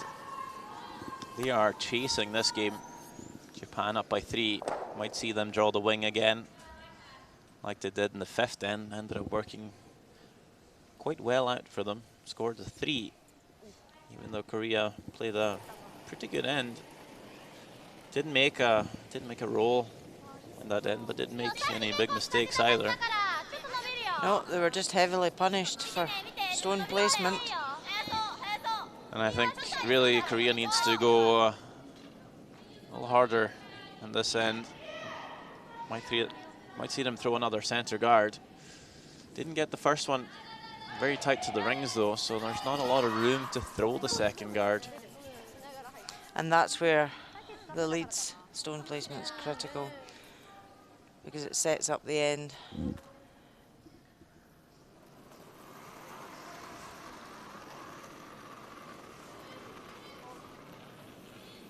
But yep, Korea needing to get the cover up, get stones in behind and try and get pressure onto Japan, try and force Japan to make an error here. 아까보다 있어? 불만 아까랑 비슷해. 아까랑 비슷해. 가까이 갈 것 같은데? 최대한 그냥 기다려. 바로 앞에. 아니 더 떨어져야 돼.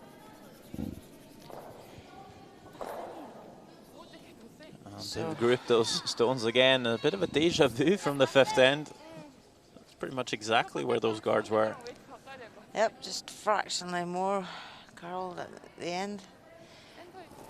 But yep, the double is on for Japan to lift at some point in the end.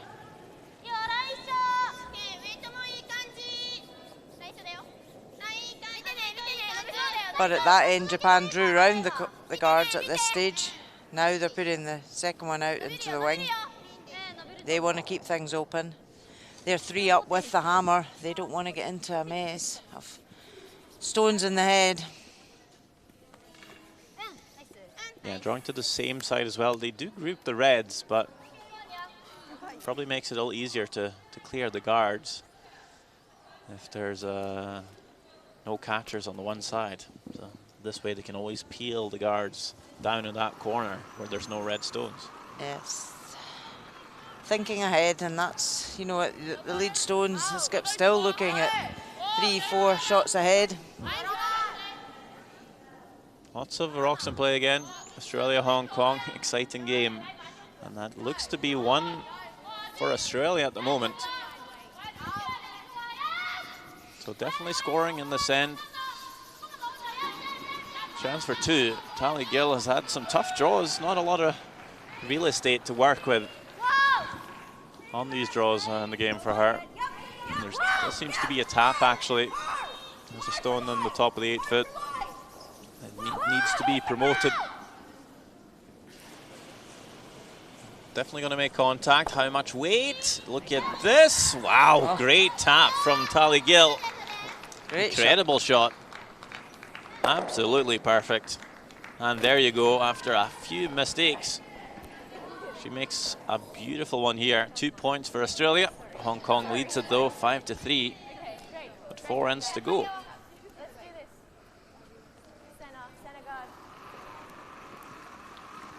So Korea drew round the centre guards. Japan have just played the double clear.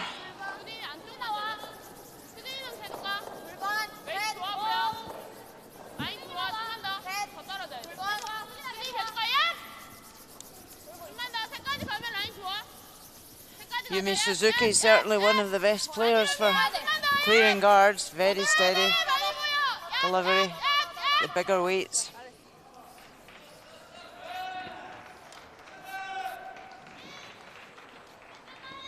But it's what we were saying earlier, Xander, about only having one guard. Korea are going to be living dangerously by just replacing one guard throughout the end, when Japan have got 2 other counters in the head. But they have to do it. They have to just force this mistake from Japan.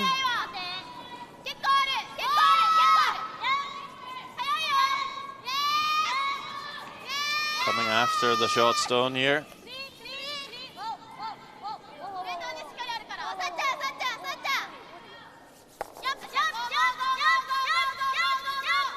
Kills the yellow, rolls out as well, but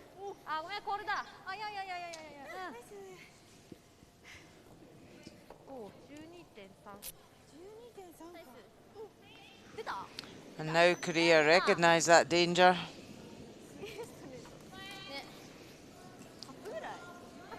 They're going to remove Japanese stone top tee and roll over. because even if they make the perfect draw around that centre guard, then Japan just peels the guard, and now you're having to place a perfect guard or else the game's over. So I can see the thinking here. Have to keep the shooter in play though. 1, 2, wow. Wow. Oh. Really nice. Unlucky, just rolled out the other side. Just rolls a foot too far. Beautiful double.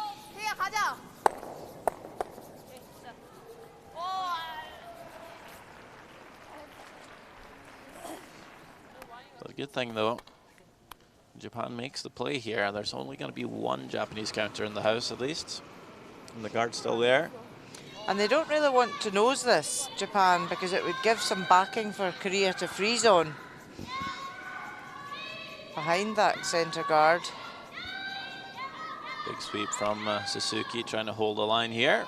I want to take it over to the wing. A wee bit of a roll.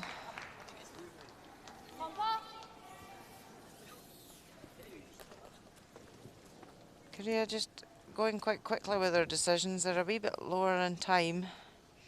Japan have got 16 minutes left. You can see at the back there, Korea just 13 minutes 41. So they've got enough time, but they don't have a big cushion of spare time. Again, on the outturn here, from head in, just popping the rocks are too much. Throwing that in turn beautifully, but then the out turn is just a little too much happening at release. Never really giving the rock a chance to make a move. As you say, it could be as simple as just giving that bit less ice. Yep, I think that's probably the best short time fix when you're in the middle of a game, because she seems to be very consistent with it. Yes. If anything, she's consistently under curling her shots on the outturn. So that's a little bit down to Kim and Ji, but really the both of them to discuss and say, well, I haven't curled enough on my outturns for quite a few shots now. Maybe we should take less ice. And that's where when you look at stats or a coach will look at stats from a game, they can see that the outturn, you know, statistics for her will be that just the error code's always wide. So in that situation you would say, okay, just take a wee bit less ice. She's consistently releasing it the same. Yeah, it's not really important to, if you're playing 70% or 80% or 90%, you're more... Yeah, you're looking at error codes. Exactly. Where are the mistakes being made, and if they're being consistently made on a certain turn, or if it's tight or wide, you start seeing a pattern, and you can correct that either technically or just by where you place the broom.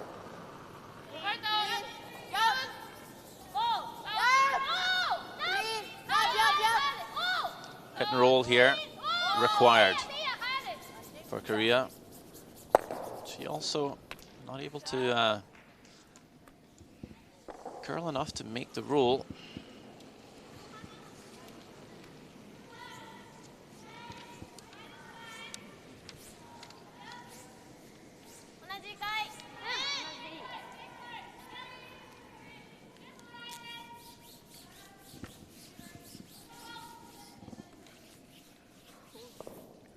Doesn't look like Japan will attempt to roll themselves. Probably sticking to the game plan here. Would like to blank the end. So just nosing this, or even rolling a bit to the wing.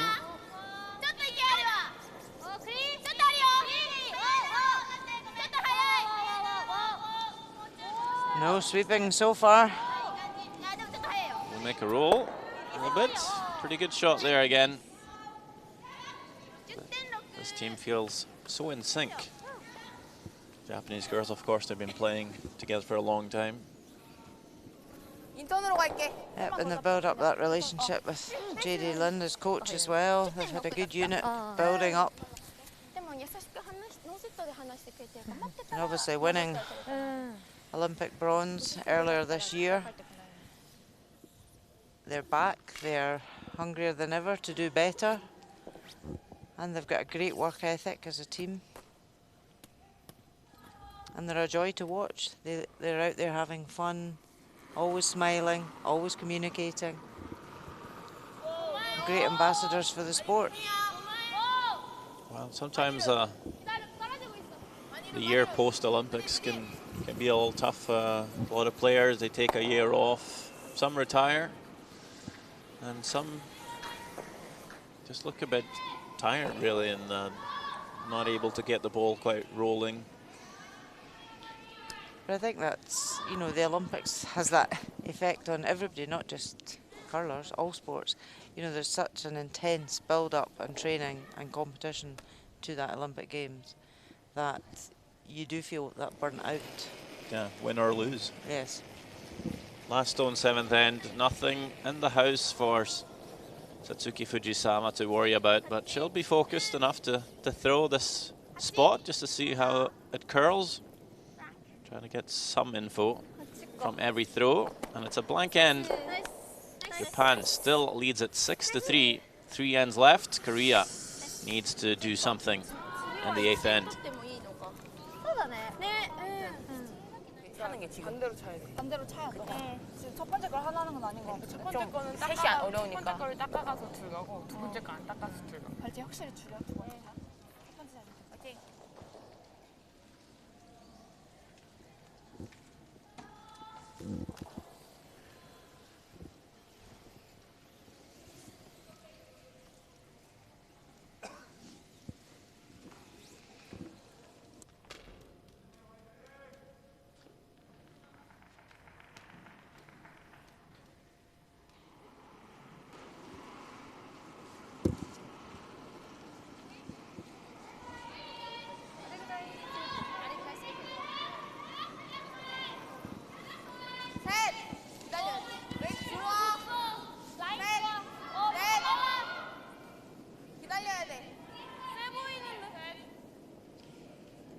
베이스 좋아. 떨어진다. 라인 좋아. 셋. 헤이가. 잘 내려가. 웨이트 좋아, 좋아, 좋아. 조금만. 아니야. Center guard 샷. from Korea this time in a much better spot, tight to the rings. And that's needed because they're going to throw another one, which is going to be a lot farther from the house. They're wanting that separation between the yellow center guards. Make the double harder for Japan. They ended up grouping them in the previous end and made things in life too easy for Japan. And now Japan is not drawing to the wing though, they are playing the tick shot, so what are they looking for here? Just trying to nick it in to play. And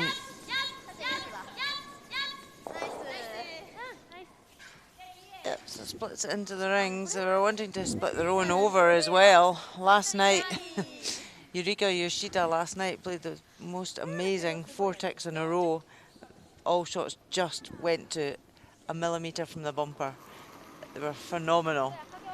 And it makes such a difference to the game when a lead does that. It's so demoralising for the opposition. However, she has made a slight error with that one. She's left the guard in play. Yeah, not too worried about the stone in the house. Japan more, like you say, about that guard. And Korea wants to throw the long guard still, but now they would love to perfectly guard that red stone because Japan could very well think about trying to peel that out and remove that red. They're allowed to remove their own stones in the free guard zone, just not the opposition. And I think she's done a really good job here of doing so. Tough to get to that red. Yep, she could hit the yellow in the house, but as you say, it's the cover she wants to move at the moment. Don't see this too often. Essentially a soft peel on your own stone. But even if she ticks the top one here, moves it over, that would be okay, but not like that. Caught in between. Fujisawa. They could have upped the sweeping on that and caught more of the yellow. Yeah, she tried up the sweeping, but it was a bit too late. So this is great news for Korea now. They got 2 center guards, slight stagger, so there's lots of room to come in round. It's really important now for the rest of the team to follow and take advantage. Yang Tae will throw the first draw around, and this is quite often a key shot in this type of end where you're looking to steal. This stone might just be the one Korea will be guarding for the remainder of the end if they find a good spot. So they want to be close to that button. Not a bad throw here. Would have wished for that to be just touching the button, maybe. Yeah, a little deeper. As you say, you get one chance to make that one shot round the guards and just keep guarding for the rest of the end. So you want to get it into the button. Well, Japan not peeling the guards, so they're worried about the stone top 4. As we see the percentages, both second players really high and good numbers. This is looking quite wide. She needs to make contact. Just needs to at least move it off the forefoot, but no, she actually ticks it in behind the cover even further. That is 2 unlucky and, well, unskilled as well shots from Japan. Can't believe they done that.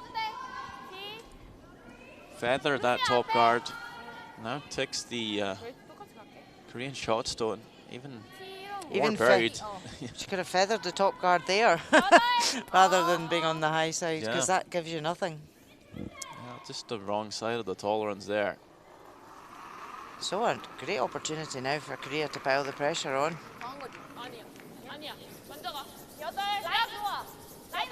It's the 8th end of the game. Japan would dearly love to score here with a last stone advantage and just get that jump in the scoreboard.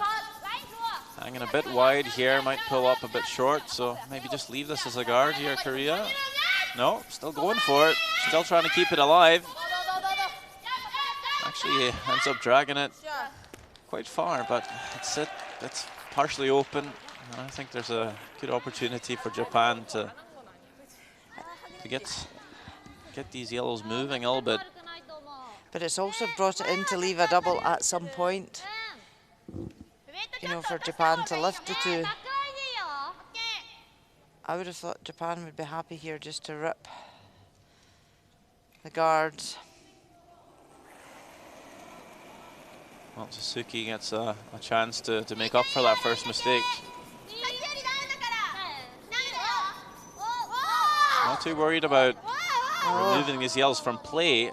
Just needs to move them off the forefoot and preferably in behind the tee line here to just open the scoring area for Japan. 1-2, that's a pretty good shot by Suzuki. Certainly helps a lot. As we take a look over, Australia line 3. No guards in play this time. We've had lots of guards and lots of stones in the house every end of this game, but a little bit more open here. So needing to make a few reds move. I wonder if that might... It's definitely steal of 1 for Australia. Is it even 2?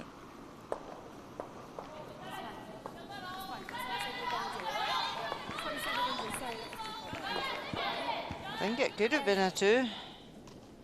Certainly. It's a big steal at that stage in the game. I'll get back to you on that when we have that confirmed. Oh, and Korea have just come in too far here. That really needed to be behind cover top 4. Now Japan need to make the call of what they're going to do. Yeah, just a 1 for Australia, but they are edging closer to Hong Kong. They are a tense game on both sheets. Getting to the business end of the games. It means a lot for both teams on both sheets. Timeout called by Japan. 多分相手はもうここばっか来ると思うんだよね。でもこれ1個なかったらさ、決められたとしてもランバックがあるんだよね。 Guess they're thinking either make a play into the house here or start It's too late opening to up. peel now, I think. Because if you peel, they're going to hit it, and you're going to have to throw against 5. So try and sit 2. Other ends, when we've been sitting 2, she's been hitting. So if we sit 1-2 here, she might hit it, which is a good thing, right? Even though here? I think he just knows it. You don't want to roll behind the guards. Yeah. Because we have no room from the... Yeah, here. yeah, So just- nose is A だけど。 Yeah, やるな yeah, ら you can roll, yeah, but nose is fine, right? ノーズで A だけど、こうなったと Because しても if you roll air, she's gonna freeze, and you always have this stone to come off later, right? But just make sure, no matter what we look at the score. We're up 3, so next end, if we have a chance to clear the guards, we can do it with Yumi stones, right? Okay. Okay. ちょっとだったらまだ大丈夫。ここが一番良くないから。 So pretty clear there from JD Lin. He's even talking about the next end, making them aware that clear the guard sooner, because now it's too late at this end. Yeah, I think slight reference to how they played this end. I was maybe hoping for them to have played it a bit differently, but すごいストレートだよね。 But anyway, it was very clear with, you know, put this on the nose. Don't roll behind the centre, because you don't want to give Korea something to freeze ユ against. ミトン上がっちゃったらこっち切り替えるから。オッケー。 could probably afford to roll a few inches inside, as long as you're not in behind those guards. So you don't want to throw this wide and take your own red.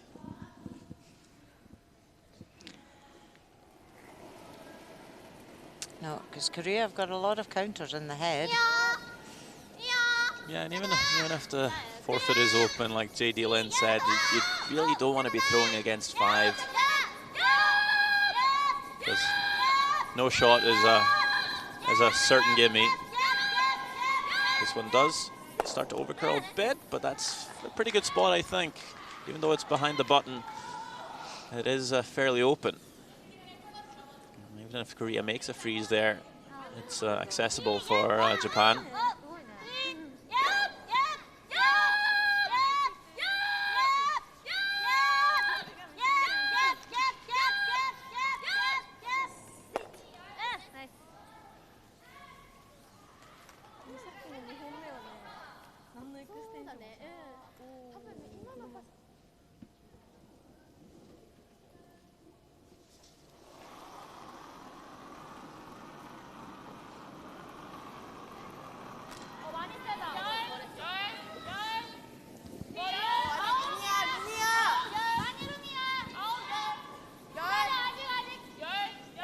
Kim Hye-rin looking for the dead freeze here. Really down to the skip and sweepers here to communicate this perfectly down to the face of this red stone. Looking really good. What a freeze.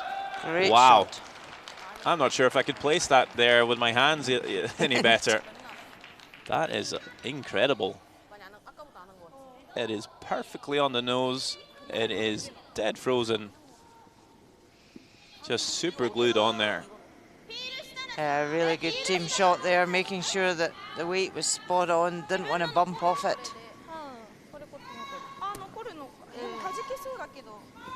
You could attempt that shot a few times and not get close to that result.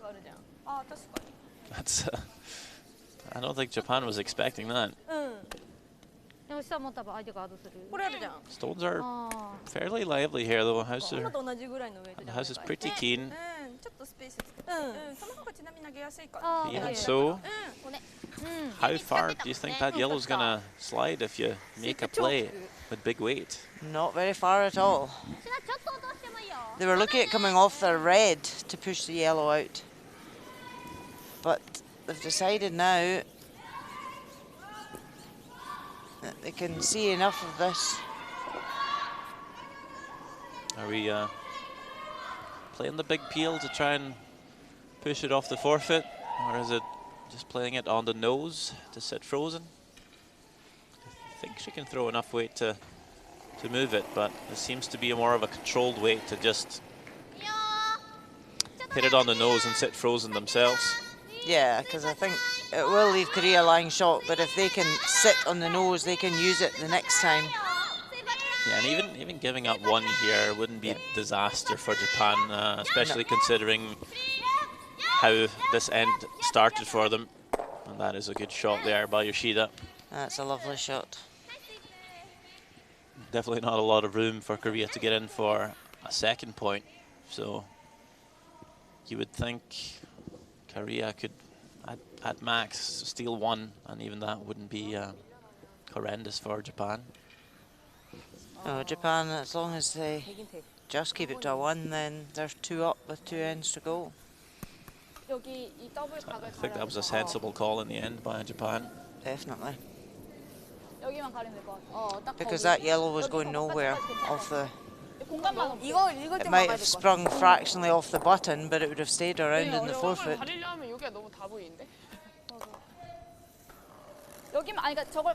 You would have been killing a couple of your own reds, and you might have brought a lot of the other yellows into play if you did that. And by nicking it, you could have actually nicked it further behind the guard. True. So I think it was a really good call and very well executed. Still have a few options to get to the shot, Japan. Korea will throw a guard.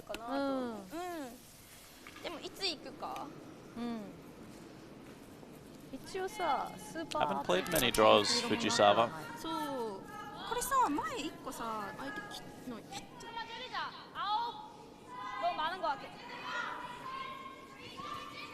I don't think she'll be playing many draws on this end either. There's not really anywhere to draw to for the time being. No, not at the moment anyway.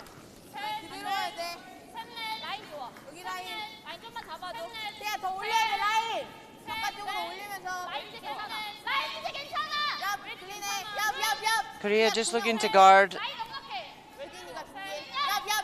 in between these two stones so that the in-off on the red isn't available. Has she blocked the hole enough? Yeah, the ice skip seemed happy. That's pretty much where she was tapping her brush. I think there might be a hole. Yeah, you think there might be coming through there, just a canny weight, but obviously. Oh, easily through there. But it's her first stone of the end. They've got last stone. Clear it. Because if you're left with that with the next one, well, you could have a shot in there. Well, it looks like they are attempting the port. Yoshida just pointing at the yellow, saying, well, if you take the yellow here, it's good. You open it up, it's fine. And that's the tolerance. Don't want to be flirting with the long guard here.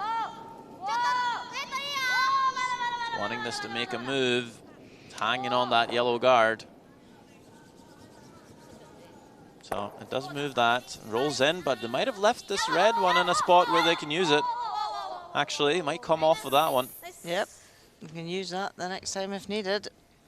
That could be for a huge score, actually, the way it's set up now.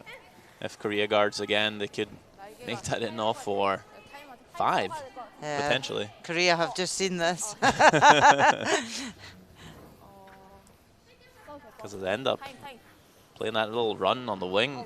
That yellow closest to us on the left would go. Shooter goes on, catches the shot stone. And then there's a fistful of reds left, so timeout for Korea. I think you might have to guard and just leave her that shot and hope for the best at this point. But the way she's played those last 2 shots at the second end and the fifth end to get a 3, I don't think I'd want to leave that for Fujisawa right now. It's very thin, though, the enough. It is, but it's there. Lee Sung-yeon, come in and have a look.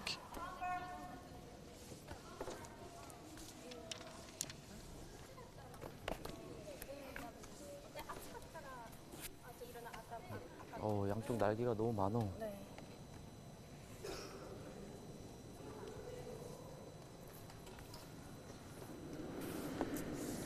난 이게 더 위험한데. 이건 치더라도 밑으로 내려갈 거거든. 옆으로 맞으면 치고 쓰고 슈퍼도 맞고 타고. 그냥 다 보이니까 바로 때려가. 근데 얘네들은 바로 치면은 또 2점이야. 50 보인다. 50 보여. 그러니까 다 보인다는 거 길어가지고. 지금 3개가 열려 있어 다.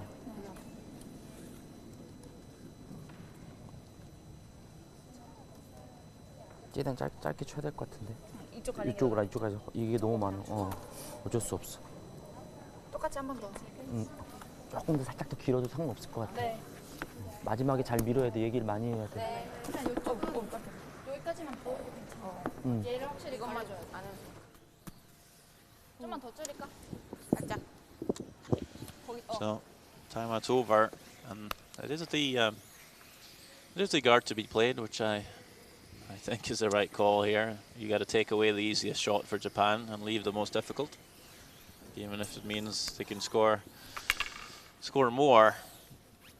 You can't cover every shot, and as you say, you've got to cover the easiest shot. And sometimes you say second shot's the best guard, but how do you get there for second shot? There's not a lot of room to do that either. So yeah, there's not much else. Throw the guard, and then Japan's going to have to figure out a way to get to that shot stone.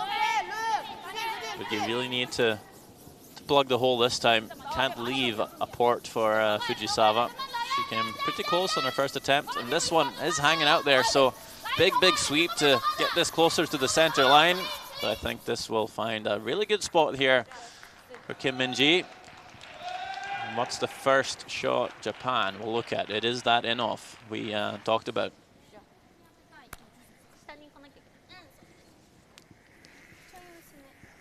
Yeah, there's no risk in Japan going for this shot, because they make it, they win the game. They don't make it, they only lose a 1. So they're still 2 up going into the 9th end.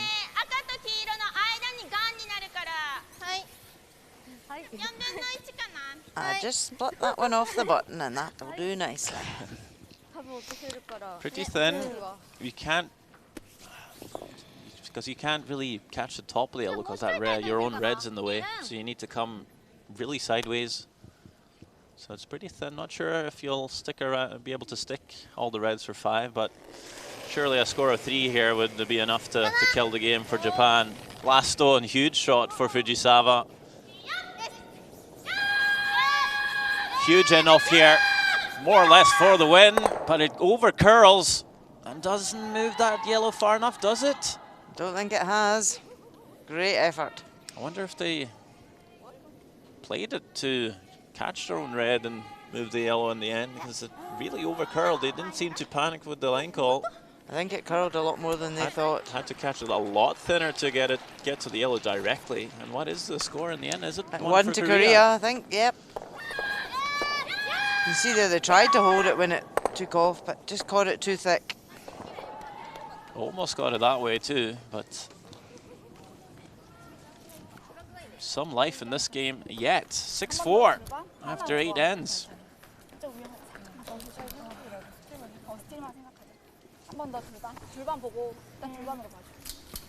별로 안 넘는 줄 알았는데.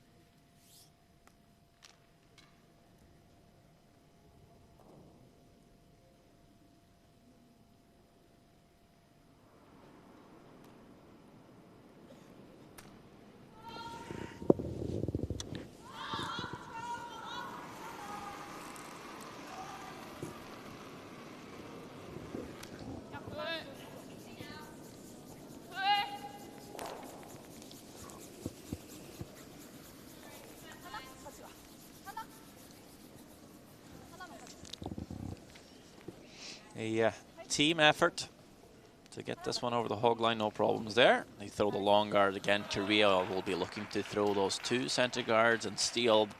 They were successful in doing so in the 8th end. And that is very much because they got those 2 guards up in the perfect spot from Kim Soo-jin. But also because Japan had a few early mistakes. This time, Yurika Yoshida look to play the tick on the guard here, just try and move it over, not allowed to remove the stone from play, but just play the split. You can see Korea desperately trying to sweep this out of play. If it touches the bumper, it is replaced, but it's not. What a great soft peel. So those 2 stones now are essentially not in play.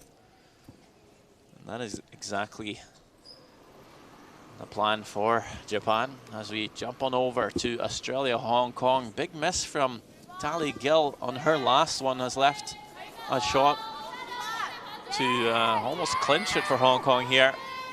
If they can get to this red, there's a stone top 12 they need to pass. But it's all over that stone. So it's only 1 for Hong Kong. Opportunity lost there.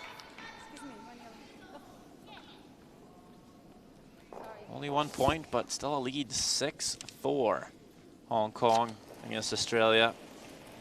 And Hong Lin Yu not looking too happy with her efforts there. So Yurika Yoshida going for the same tick again. Can she make it 2 in a row? No, she can't. She is. Should have put it in a really good place and leave our own guard in the centre. Yeah, the Koreans felt like they weren't going to be able to sweep it all the way out, hoping it would cling onto the rings, but it did neither. So in a very neutral place. Most of these rocks now, only the 1 guard for Korea, and it belongs to Japan. So not quite the same setup this time.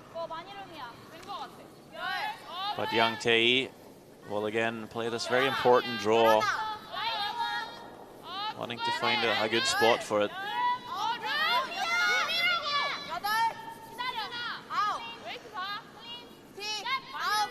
Lots of room again.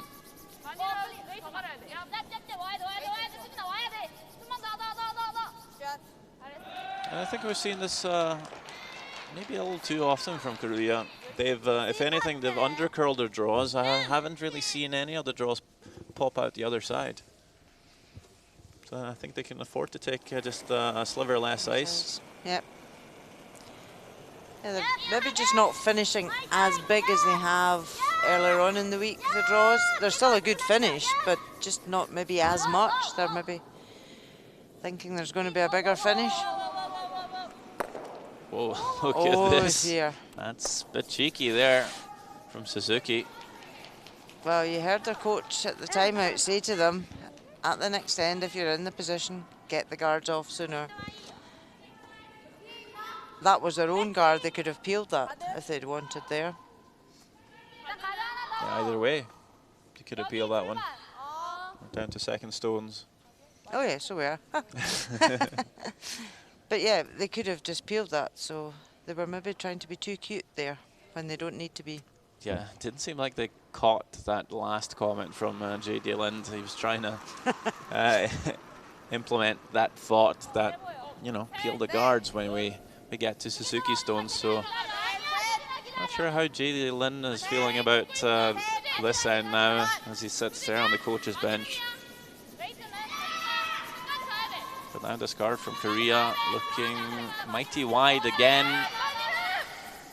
Never in danger of over-curling the Koreans time and time again.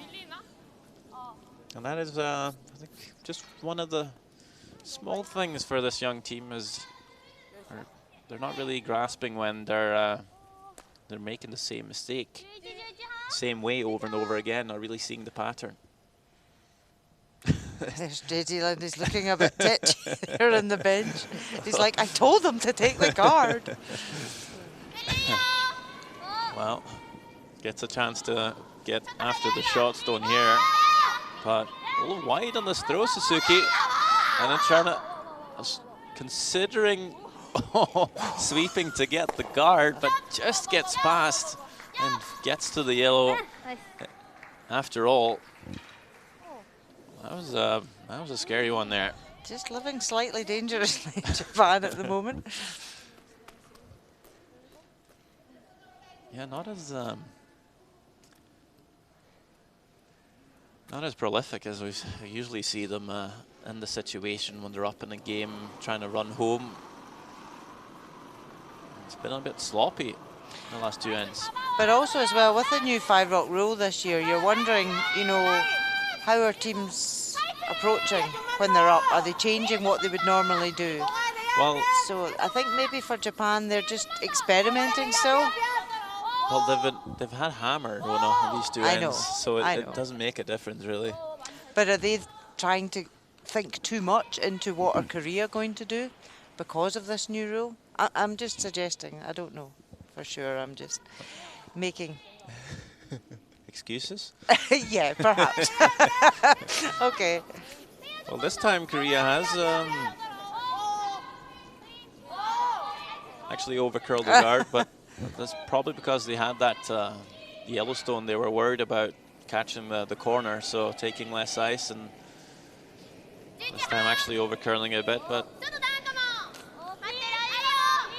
still something to chase for Yoshida. Pretty comfortable with this spot here though, Japan. This is going to get to nose even. Nice controlled weight. Makes it really snug for Korea to draw now.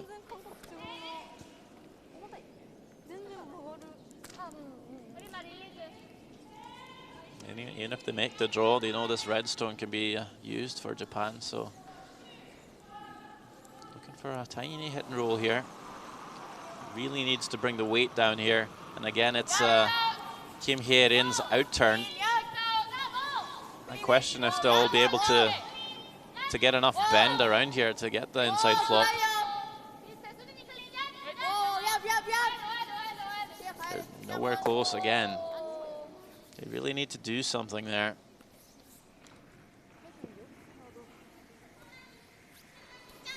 Less ice or bring the weight down.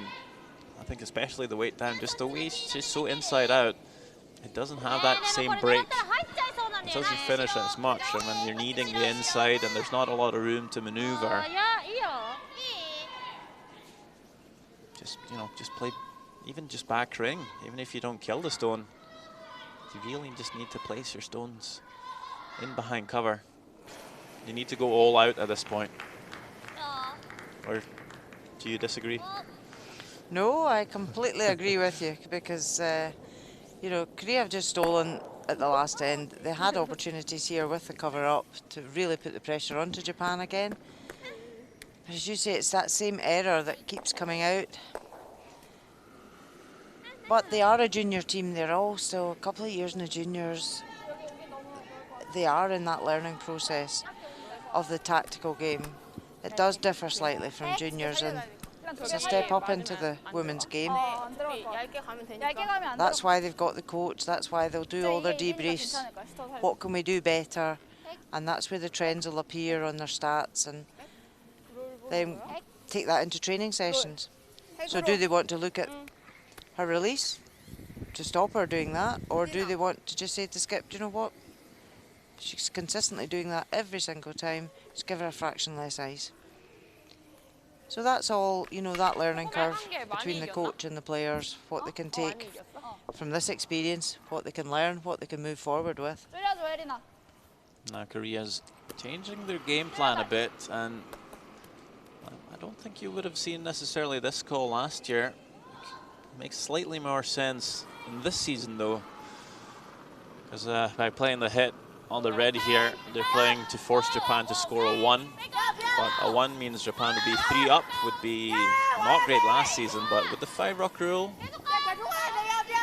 it's a lot more possible to score a 3 or even a 4, because you end up getting a lot of rocks in play. So I think that's the thinking now for Korea. Let's force them. We'll be 3 down, but we'll have the 5-rock rule and last on advantage. We can get a lot of stuff going where we might score a 3. Yep, they'd be more than happy to force Japan to 1 here. But 4-rock rule last year at 3 down, No, not a good much situation. chance. But that's why I love this this rule. Just taking a closer look at the communication here. So you hear the sweepers calling out the weight, and it's down to the Skip and Vice to calculate the line essentially. And you'll see that from all the top teams, constant communication. Not even just between the shots, but during the shots, it's all the time, sharing information.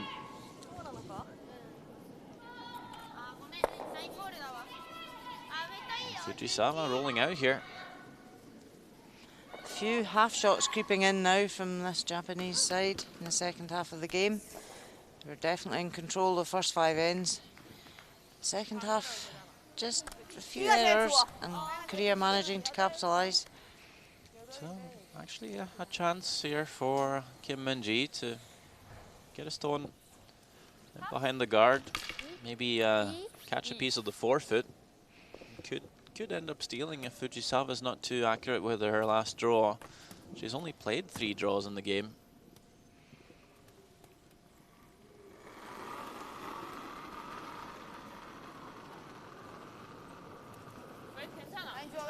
No need to be fully buried here, I'd say. Yeah, it'd be tempting even just to show her a bit of the stone and show her half a rock and catch a bigger piece of the forefoot, leave her less room for the draw, and like you say, a bit of a teaser maybe to come after. Just gonna have to let this one die. It will be fully buried. Just a tiny sliver of the forefoot. And, well, will actually follow here, Fujisawa. I wonder if she'll change her mind when she gets to the hack and sees that the stone's fully buried. yeah, because the Koreans do just play that in to out slightly at release, where that one hung quite wide coming down, took a while to come. No, quite happy to play the heavy draw. Down onto the yellow here. So maybe not too confident with having the draw weight, considering she hasn't played many in the game. Playing against the backing here, but this is hanging. This is gonna have to make a move. And how much weight do we have on this? How far is it going to slide? Is it going to curl up onto the backing? It does, but spins. But doesn't spin far enough for a steal for Korea. A little scary there again for Japan, but they get away with it.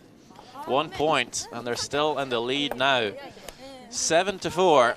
They'll carry a 3-point advantage into the 10th end here in Gangneung.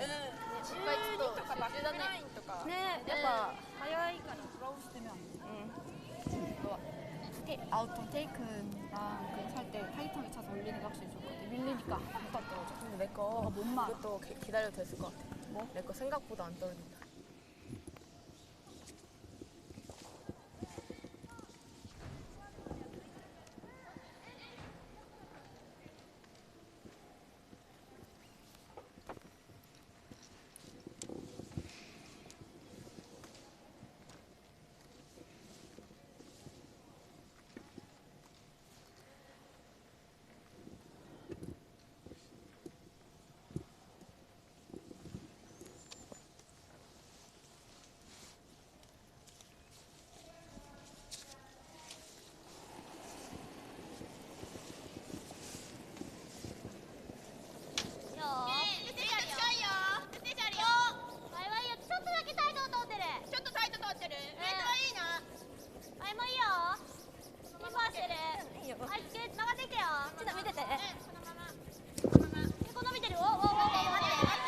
Japan gets us going here, and the 10th end could very well be the last end of play. Korea needs 3 for an extra end. But we mentioned this 5-rock rule. Sometimes these 10th ends now, they look a lot more messy than they used to do. And I've seen top teams score 3s in the 10th end already this season. I even saw I believe a Kevin Cooey, who represented Canada at the Olympic Games this year, scored a 4 in a top match to win the game down 3. So you never know. Yeah, and some teams are still experimenting about how best to play the end, whether you're up, whether you're down. Yeah, it looks like Japan will bring the second stone into the house as well. As we see Australia, Hong Kong. Last stone for Tally Gill. Looked like Hong Kong just played a really nice double on their last one. They've set up really nice, Australia, but now just a forfeit left for the young skip. Down to the sweepers to make sure this one makes its way in. You see that Yellowstone just nibbling the forefoot. But Gill has her draw weight in her back pocket here. Beautiful draw. That should be one for Australia. That would be a 6-5 lead for Hong Kong, so they are up 1 with last stone as they played the 10th end.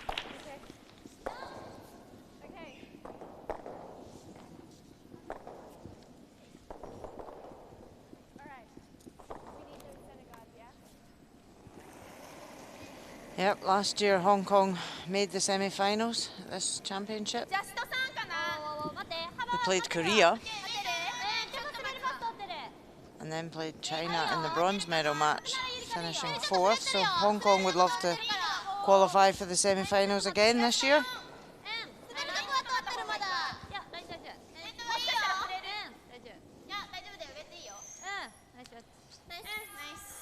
Thought they were looking for a tight guard here, but comes in top 12. So I guess the thought here is just put a lot of rocks along the center line that Korea needs to deal with.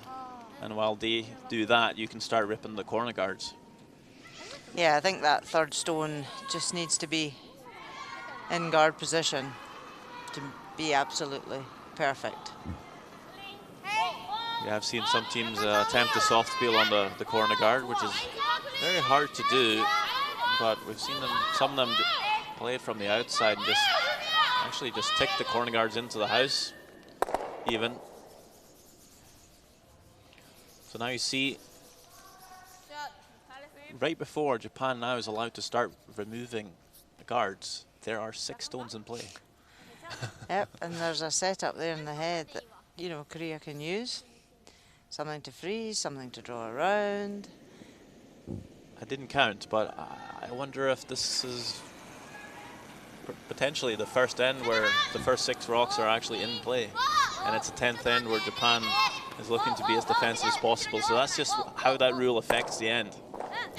Yep, big difference.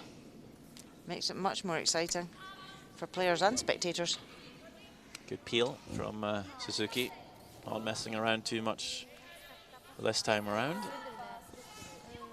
And Korea will have to play this very carefully and very well if they're going to score a 3 on Japan. It's like walking on eggshells. You can't make a single mistake or the whole end just deteriorates.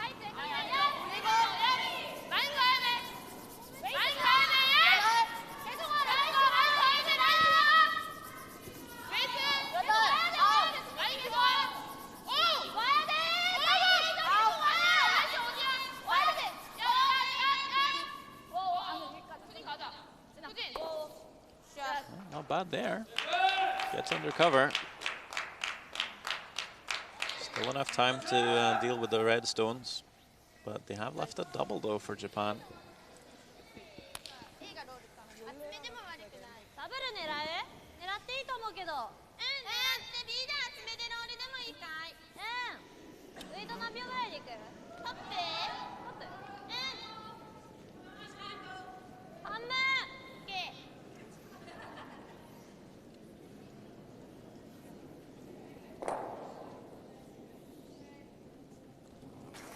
Big weight from Shinami Yoshida. Make a double here. Be really tough for Korea to score 3. Off her own maybe? Yes, there we go. Great Beautiful. shot.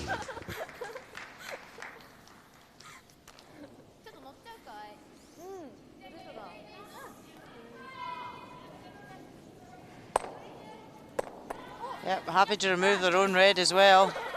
Less stones about, the better.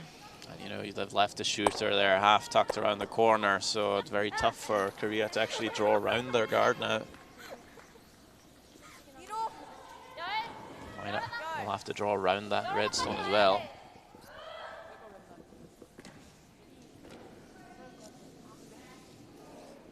That's going to be tough now for the Koreans.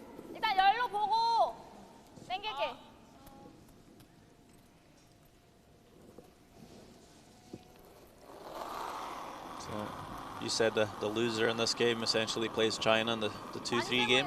Yes. And the winner will play The winner of the other sheet, Hong Kong, Australia. Yep, so both games in the 10th end, both very close. Both getting tense and nervous out there. Needs this draw to pull up in time. Looks to do. And very nice draw there to set second shot, fully buried. Fujisama having a look to see if they're able to follow, asking her teammate, can you see anything on this yellow? Yoshida can probably see maybe a quarter. Maybe even a third. But it's even at this stage, you know, you're 3 up. You've got to err on the right side. Can't be wide. Need to be in the inside, if anything, so that you at least clear the guard.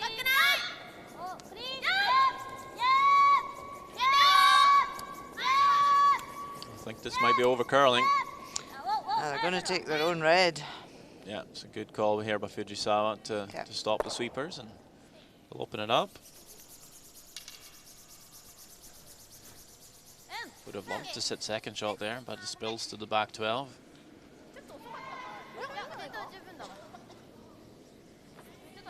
And Korea will now be looking to come around the guard, but this time not necessarily fully buried, but maybe half checked to try and get a stagger on all the 3 yellows. what they in Canada sometimes call a Christmas tree. Yeah. Where the stagger, I guess, represents the branches of the tree coming out, indeed. Because if you come fully buried, the backstone's quite open. Yes. But if you come half check now, Japan can only see a third or half a rock of both. Yeah, and just tempting them to go for the hit, then they catch the top one, and then all of a sudden you've got two and you've got the other side to... Oh, it's trying to get this into the rings, it needs to be in. Oh. Yeah, just. Oh, the Korean men's team happy with that sweep to get it there. Definitely not out-counting the back red on her right, though. So Japan questioning if it's worth even making a hit on that top yellow.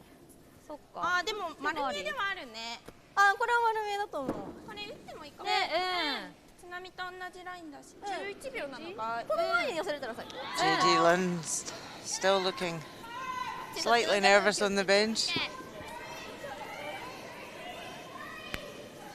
ダブルいけなくはないけどね丸見えではあるいやいいんじゃないかいそうだね変に残っちゃうよりは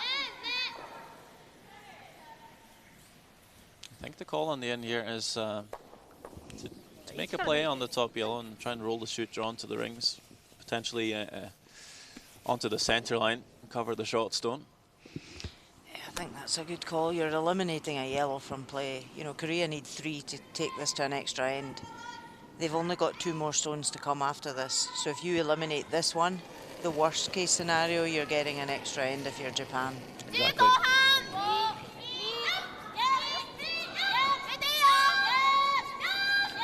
But this is tight. No. I think we're good on the guard here. It's going to roll on to the center line. Beautiful shot by Fujisawa. Yeah, great call, great result. Trying to scare the fans there, Rona. They were, sweeping was panic sweeping. And they've done that a couple of times today where it was a panic sweeping that actually they overswept. But no, that was a good result.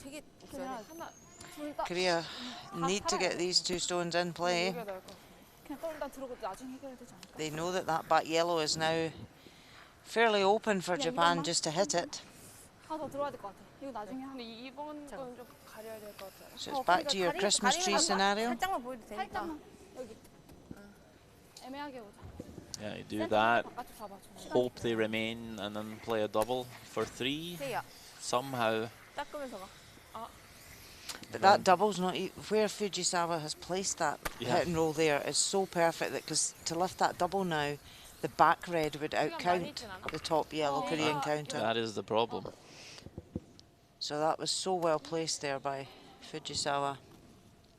I think that's the only chance you've got here. So you could come around the reds, but it just leaves the yellow and the back open. So make this play. And I hope Japan doesn't remove one of the yellows. And you got a chance in theory. Needs to curl though. Oh, has it shown enough? Not too bad there. Just a wee bit heavier than they'd wanted, really. Showing a bit of the stone, but more probably in the top 8 foot. Line is pretty perfect, just a couple of feet shorter, and it would have been good, but clutching at straws anyway here.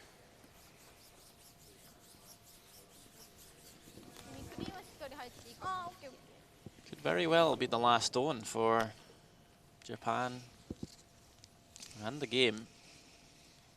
Just need to remove one more yellow, and Japan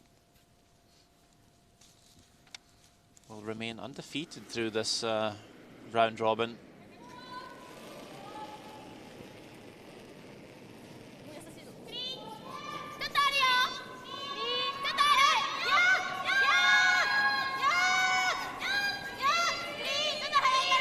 Line looks pretty good. Here we go. No problems here for Fujisawa. Removes that yellow, and that is game over. Very solid first half from Japan. Gave Korea a fighting chance in the second half of the game, but it wasn't enough. And Japan is able to close this game out in the 10th end, run Korea out of stones. A 7-4 win. Japan is undefeated and will be rank 1 through the round robin.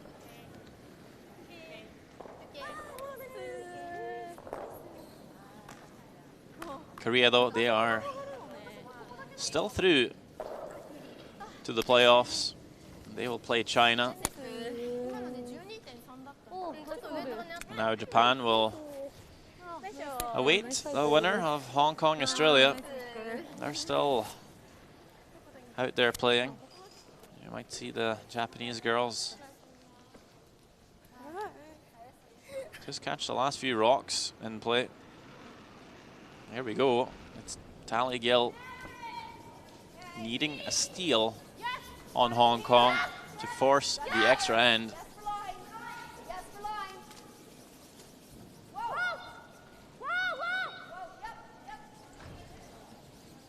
So Hong Kong's done a good job of keeping things open here. There's no guards, so this freeze. But look at this attempt. That is a beautiful result for Australia.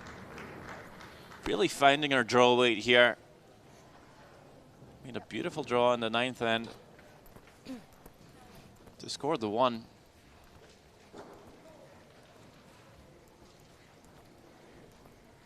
Normal. It is fully open here for Hong Kong. They are going to make the hit.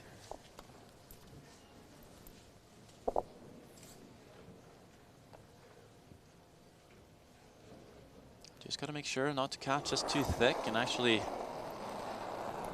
spin the red further into the rings for Australia to guard. Wow! There's a yellow stone on the back 12 as well. It could be an issue if you catch it too thin. Just gets it over the top of that back stone. So one more shot left for Australia. Calling a timeout here. Just got to try and figure out the best place to put it. Not a lot of places to go. No guards. Even if you freeze a stone here, there's going to be a lot of room for Hong Kong to draw for the win. We're thinking just sitting top 4. That's not shot. I wonder if that might just be the call, though. Force a draw. If you just place it in the forfeit, all Hong Kong needs to do is make contact for the win. Yeah. Ken McDonald coming down for a chat. Okay. She has to make that. Okay. Top 4 is fine too. Okay, so we're Seems to be the call. Just draw the forfeit. I'd be quite tempted to draw it maybe a little bit deeper. Just maybe set the back 8 foot in front of that back yellow.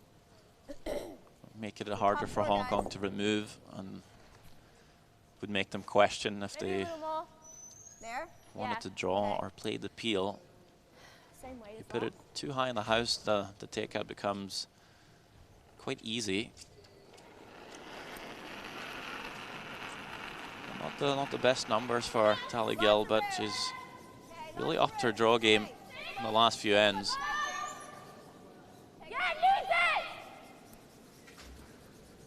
Need this to be shot stone. Everyone jumping in to sweep this one in, but this one is actually going to pull up short, or is it getting there? It is in the end. Looked like they were almost giving up, but that is just enough for shot stone, forcing Ling Yue-hung to make the shot for the win. And you might say it's not the most difficult shot in the playbook. But when it's for a spot in the playoffs of the Pacific Asia Curling Championships, there's just a whole bunch of other factors coming into play. And with the only game still out there and everyone watching, this is a nervous moment. There we go, last stone for the win. Just needs to remove this red. Can't jam on the back. Makes the hit and right past everything. And that is a win for Hong Kong. Kept her cool there. Such a close game, all the way down to the wire. And an ecstatic Hong Kong team who can celebrate as they progress.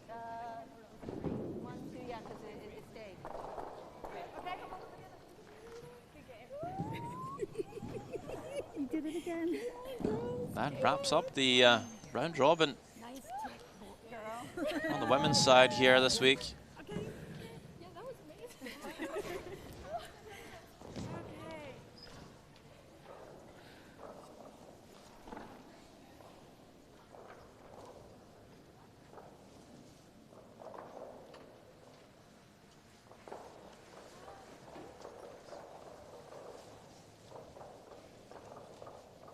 (9-5) is the final score.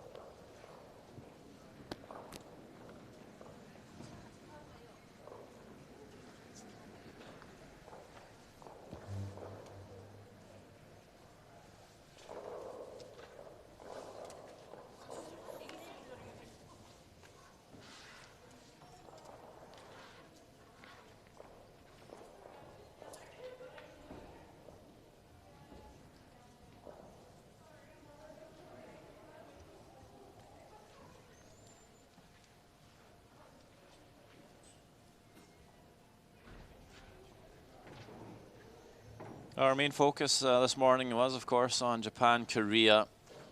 And Japan, with a couple of threes there in the first half, really took control of the game. And Korea couldn't turn it back around.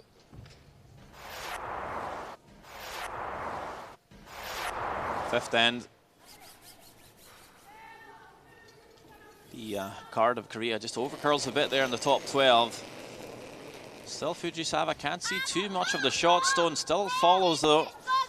And makes a beautiful shot, just enough to push it out of the rings and sit for 3.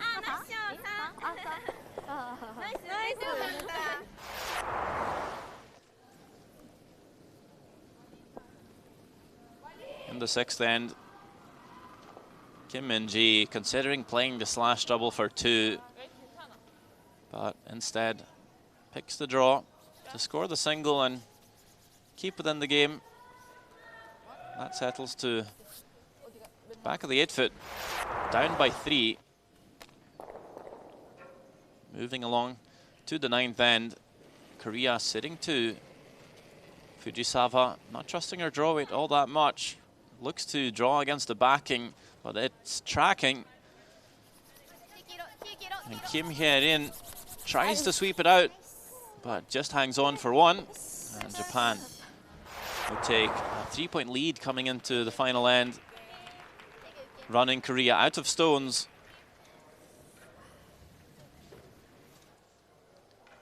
And this is the standings as you see them. Japan comes out on top with 6 wins, and they will play Hong Kong in the 1-4 game. Hong Kong, although at 2 wins with Kazakhstan and Australia, have a better draw shot challenge and are through to that 1-4 game because of that. China plays Korea in the 2-3 game. Kazakhstan, Australia and Qatar will have to try again next year, and this is how the final stages play out. As mentioned, Japan plays Hong Kong in that 1-4 game. China plays Korea, and it's straight semi-finals, so the winner of the games will play in the gold medal. The losers play for bronze.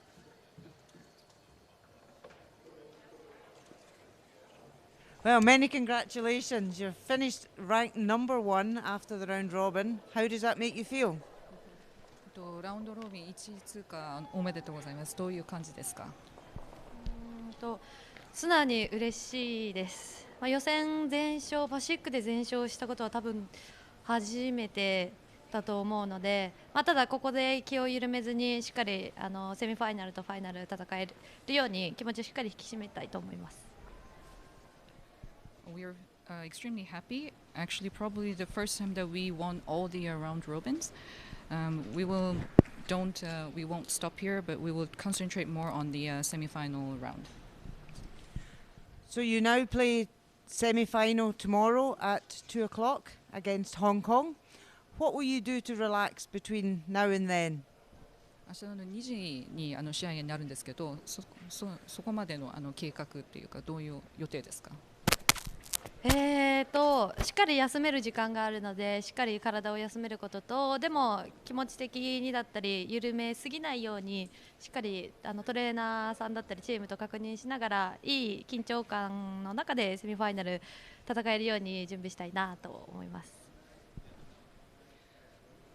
We will take a good rest for sure, but we won't loosen ourselves, and we will try to maintain our level of tension for the semi-final. Well, congratulations and good luck tomorrow. Thank you.